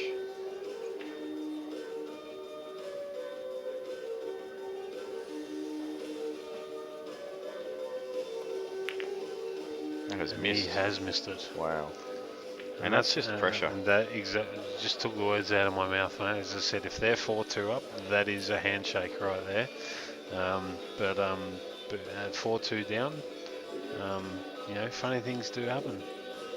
And you know, going to the way I've been seeing Robbo play all weekend, as I said, that is just a pot with your eyes closed stuff, that is. Yeah, and I did say that the white ball needed to be really spot on for the next couple of shots, and he did underhit that, and that's obviously contributed to missing the black. If he was right behind it, much easier. And Donnie's thinking, oh, you beauties, if they get out of here, I can go home. Good opening pot there from Rod. Shot Rod. And if chooses to, can take the yellow long, but why would you? But just saying it is a shot to nothing. They're looking at it, because he's going, look, well, I could play this now, Kurt. Shot to nothing. Kurt's like, listen, it goes in the middle easy, don't worry about it. Pot the ball in the corner first. The big problem ball is that yellow on its own up near the top corner. You've got to get right on it neatly. Otherwise it could be a very bad ball. These two balls that are sort of in the centre of the table near the black, I'm pretty sure the bottom one passes to the middle, and that'll free up the other one for a lot of other pockets, so it shouldn't be too much of an issue.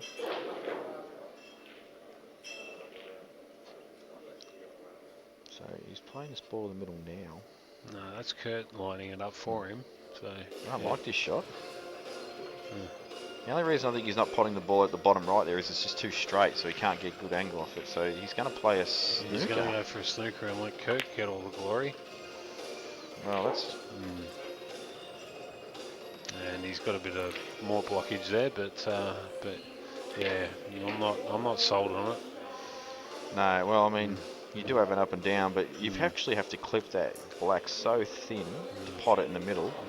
It's so hard a shot to play, and the worst part about that is the white ball's most likely going to come down and go in off the yellow at the bottom end of the table if you do cut it correctly. That's what I mean. As I said, any time your opponent's at the table, no matter where the balls are, as I said, they do have an opportunity to produce a result. You know, like the black might not go in, but you know, a yellow could be killed. You know, black could sit on top of the yellow. Exactly. Anything. You know. So here comes a cross table shot shortly to try and pot in the corner. And what worries me about this shot though is it's going to be dangerously close to going off the middle. If he gets the right angle, it'll be really close to going off the middle. Might hit the jaw. So here we go. Now if Mick actually nails this, his confidence will go through the roof. Well, he's clipped it really thin. Yeah, but see, it's like even now the black's kind of dead. That's what I was talking about. It's just like You know, they give an opportunity to go back to the table, and now there's a Kurt will obviously back himself to try and make the out here, but I don't think he will. There are, yeah, but that's what I mean. Like it's turned into a bit of a scrap now. So Yeah, you're spot on. yeah, So now it's just getting a snooker. yeah. And I'm pretty sure Kurt does know it's his shot. Yes, he does. So he's just going to get a snooker. He's just going to flick off this ball, is he? Or is he going to play the pot run through as a shot to nothing?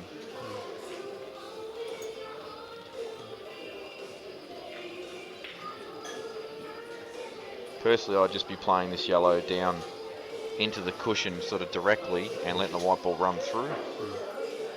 He's dragging this. I'm not sure what he's doing. Well, he's played the pot. No, he's actually played to get behind this yellow. That's a very good shot. Just getting out of the snooker is very difficult. Yep. You've got to come off 2 cushions, maybe 3 if you count the right-hand side cushion. That's basically calling attacking safety. I mean, you see so many people, players get 2 shots, but there's actually nothing to be gained out of, or play a snooker, but there's actually nothing to gain because they've done nothing to actually promote their own balls. You know, whereas Kurt's taken a semi-dead ball, put it over the hole, and left Robbo a next to nothing shot. So yeah, and this is becoming so grim that there's only 2 options. One is obviously what they're just looking at now, is to just restrict them to 1 shot, or to just come off 2 and smash that black and try and jag it. Playing these deliberate little fouls underneath, it's only going to last for so long until you're going to get buried even deeper and deeper into trouble.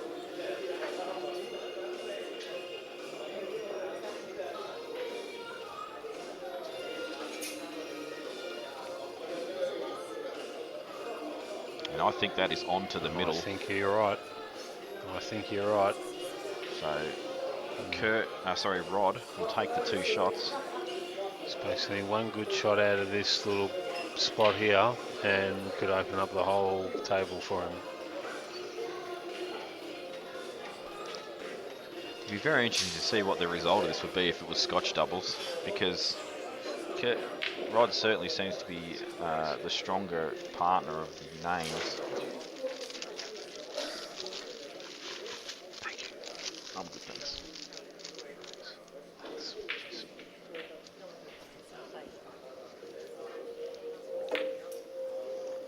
And a good opener there from Rod, and I reckon that he will take this match. Yep. That is a very good opening shot. And I think Mick has sort of thought, yeah, this is going to be over. I have to just wait now and see. Yeah, so it'll basically just come down to the ball that's below the black there. It's the only really problem ball that he does have. If you can negotiate that, yeah, I can see this being. Whoa, okay, What's he going on doing here? This is a bit of kamikaze stuff, but he's landed dodgy as hell. So now you've got to play this bottom ball. I don't think he can get through. Can he get through this bottom one? I'm not sure. Or does it pop clean? It may go. It may go. Actually, I'm pretty sure it will. Yeah. And, but still, not on a string. Yeah. And Kurt's a bit nonplussed about it, so it's yeah. It does. Yeah, he's even pointing towards taking the other ball over the corner, and this is what I was talking about. The problem with taking always this come ball, down to that. If you pot this ball, if you miss this ball, then you've got to pot the black in 1. If you pot this ball, you've still got to play another big yellow. So this is not the right shot. No. I think if this yellow passes the corner, you've got to play. You do have to take it if it goes. If it doesn't go, yeah. Well, and he has chopped it up, and he has to play the shot now. He's got to pot it and get the extraction on the black. Yeah, has to play this with a bit of top right, and I don't even know if you can actually play this shot. Let me have a look. I'll get a better angle from the it does view. look like he has the angle, and that's what Kurt's looking at the moment. Definitely does look like he has the angle to play a bit of top right on this. I don't think he needs any side at all. I reckon just just plain top will give it just enough momentum to just get to the rail. If you do play this with right hand side, it means you're going to hit cushion first, then black. Flip side of this, if you do get this wrong, you basically could go in off. Yeah, so the side, or miss the whole thing altogether. The side made him miss the pot and also too much side. So I think just top was required there. Again, I think that was maybe a shot that Kurt wanted him to play that he wasn't really sold on. And a bit like what's going on in the other team. Yeah, now Mick's just got to run this up, and if it goes over, they're still in a good position. So it's potential turning point almost again. a free hit here if you hit it right.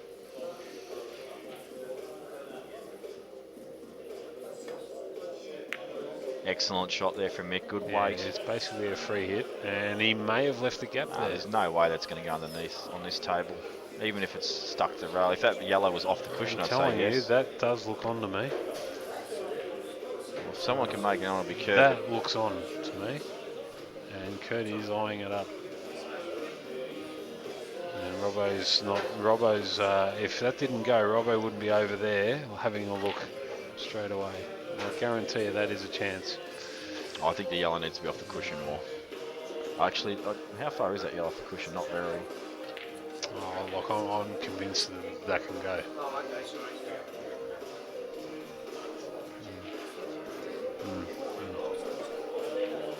Just that confirmation that someone got a bit closer of a look than us, that hit correctly, that will knock it black out. Okay.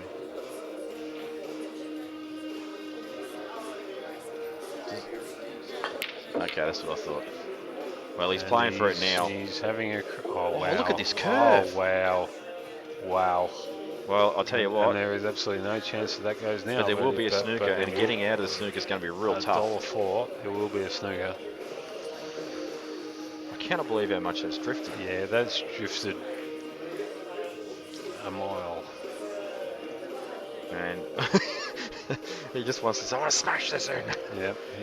And he's keen as mustard to extract the black and go game and win a title, but and Robbo just came over to us because he must have known that we were wondering if it was on, and he's going, it's really tight.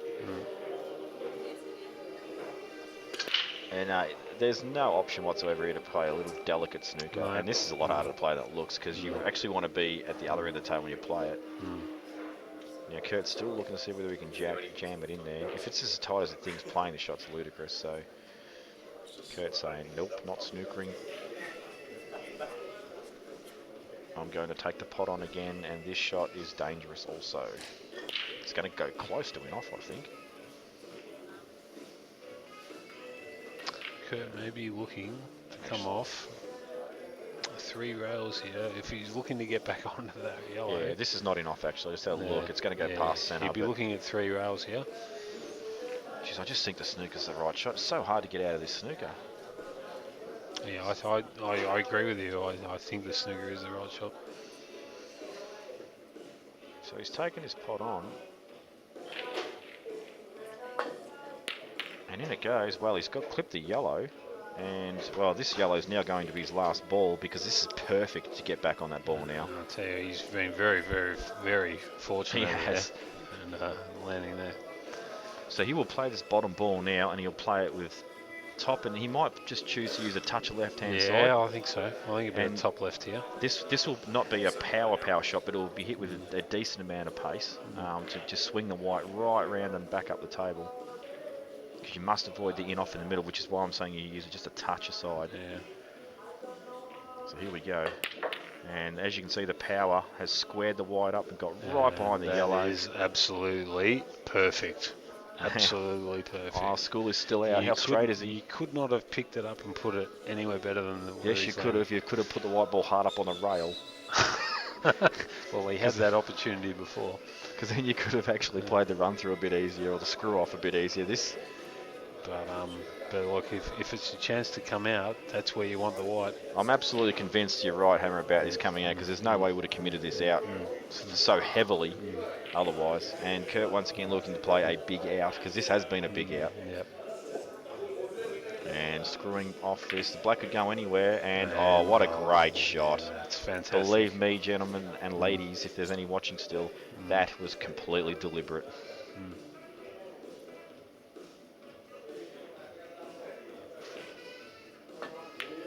And back Curtis to back. showing his class once again.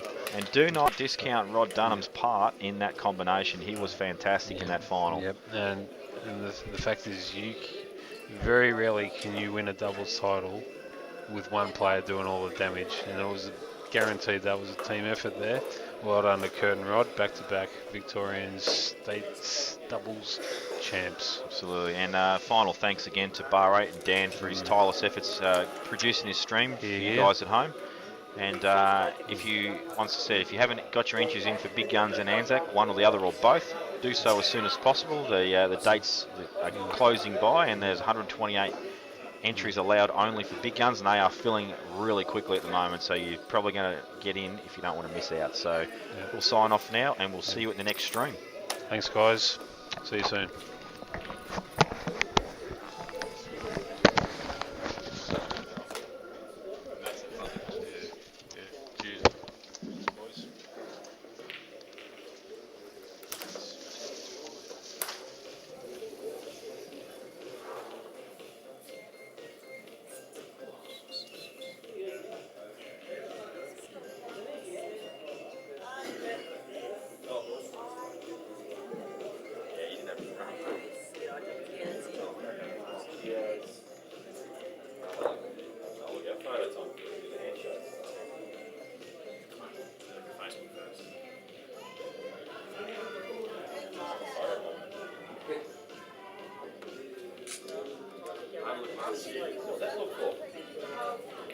Every now and then it'll delay.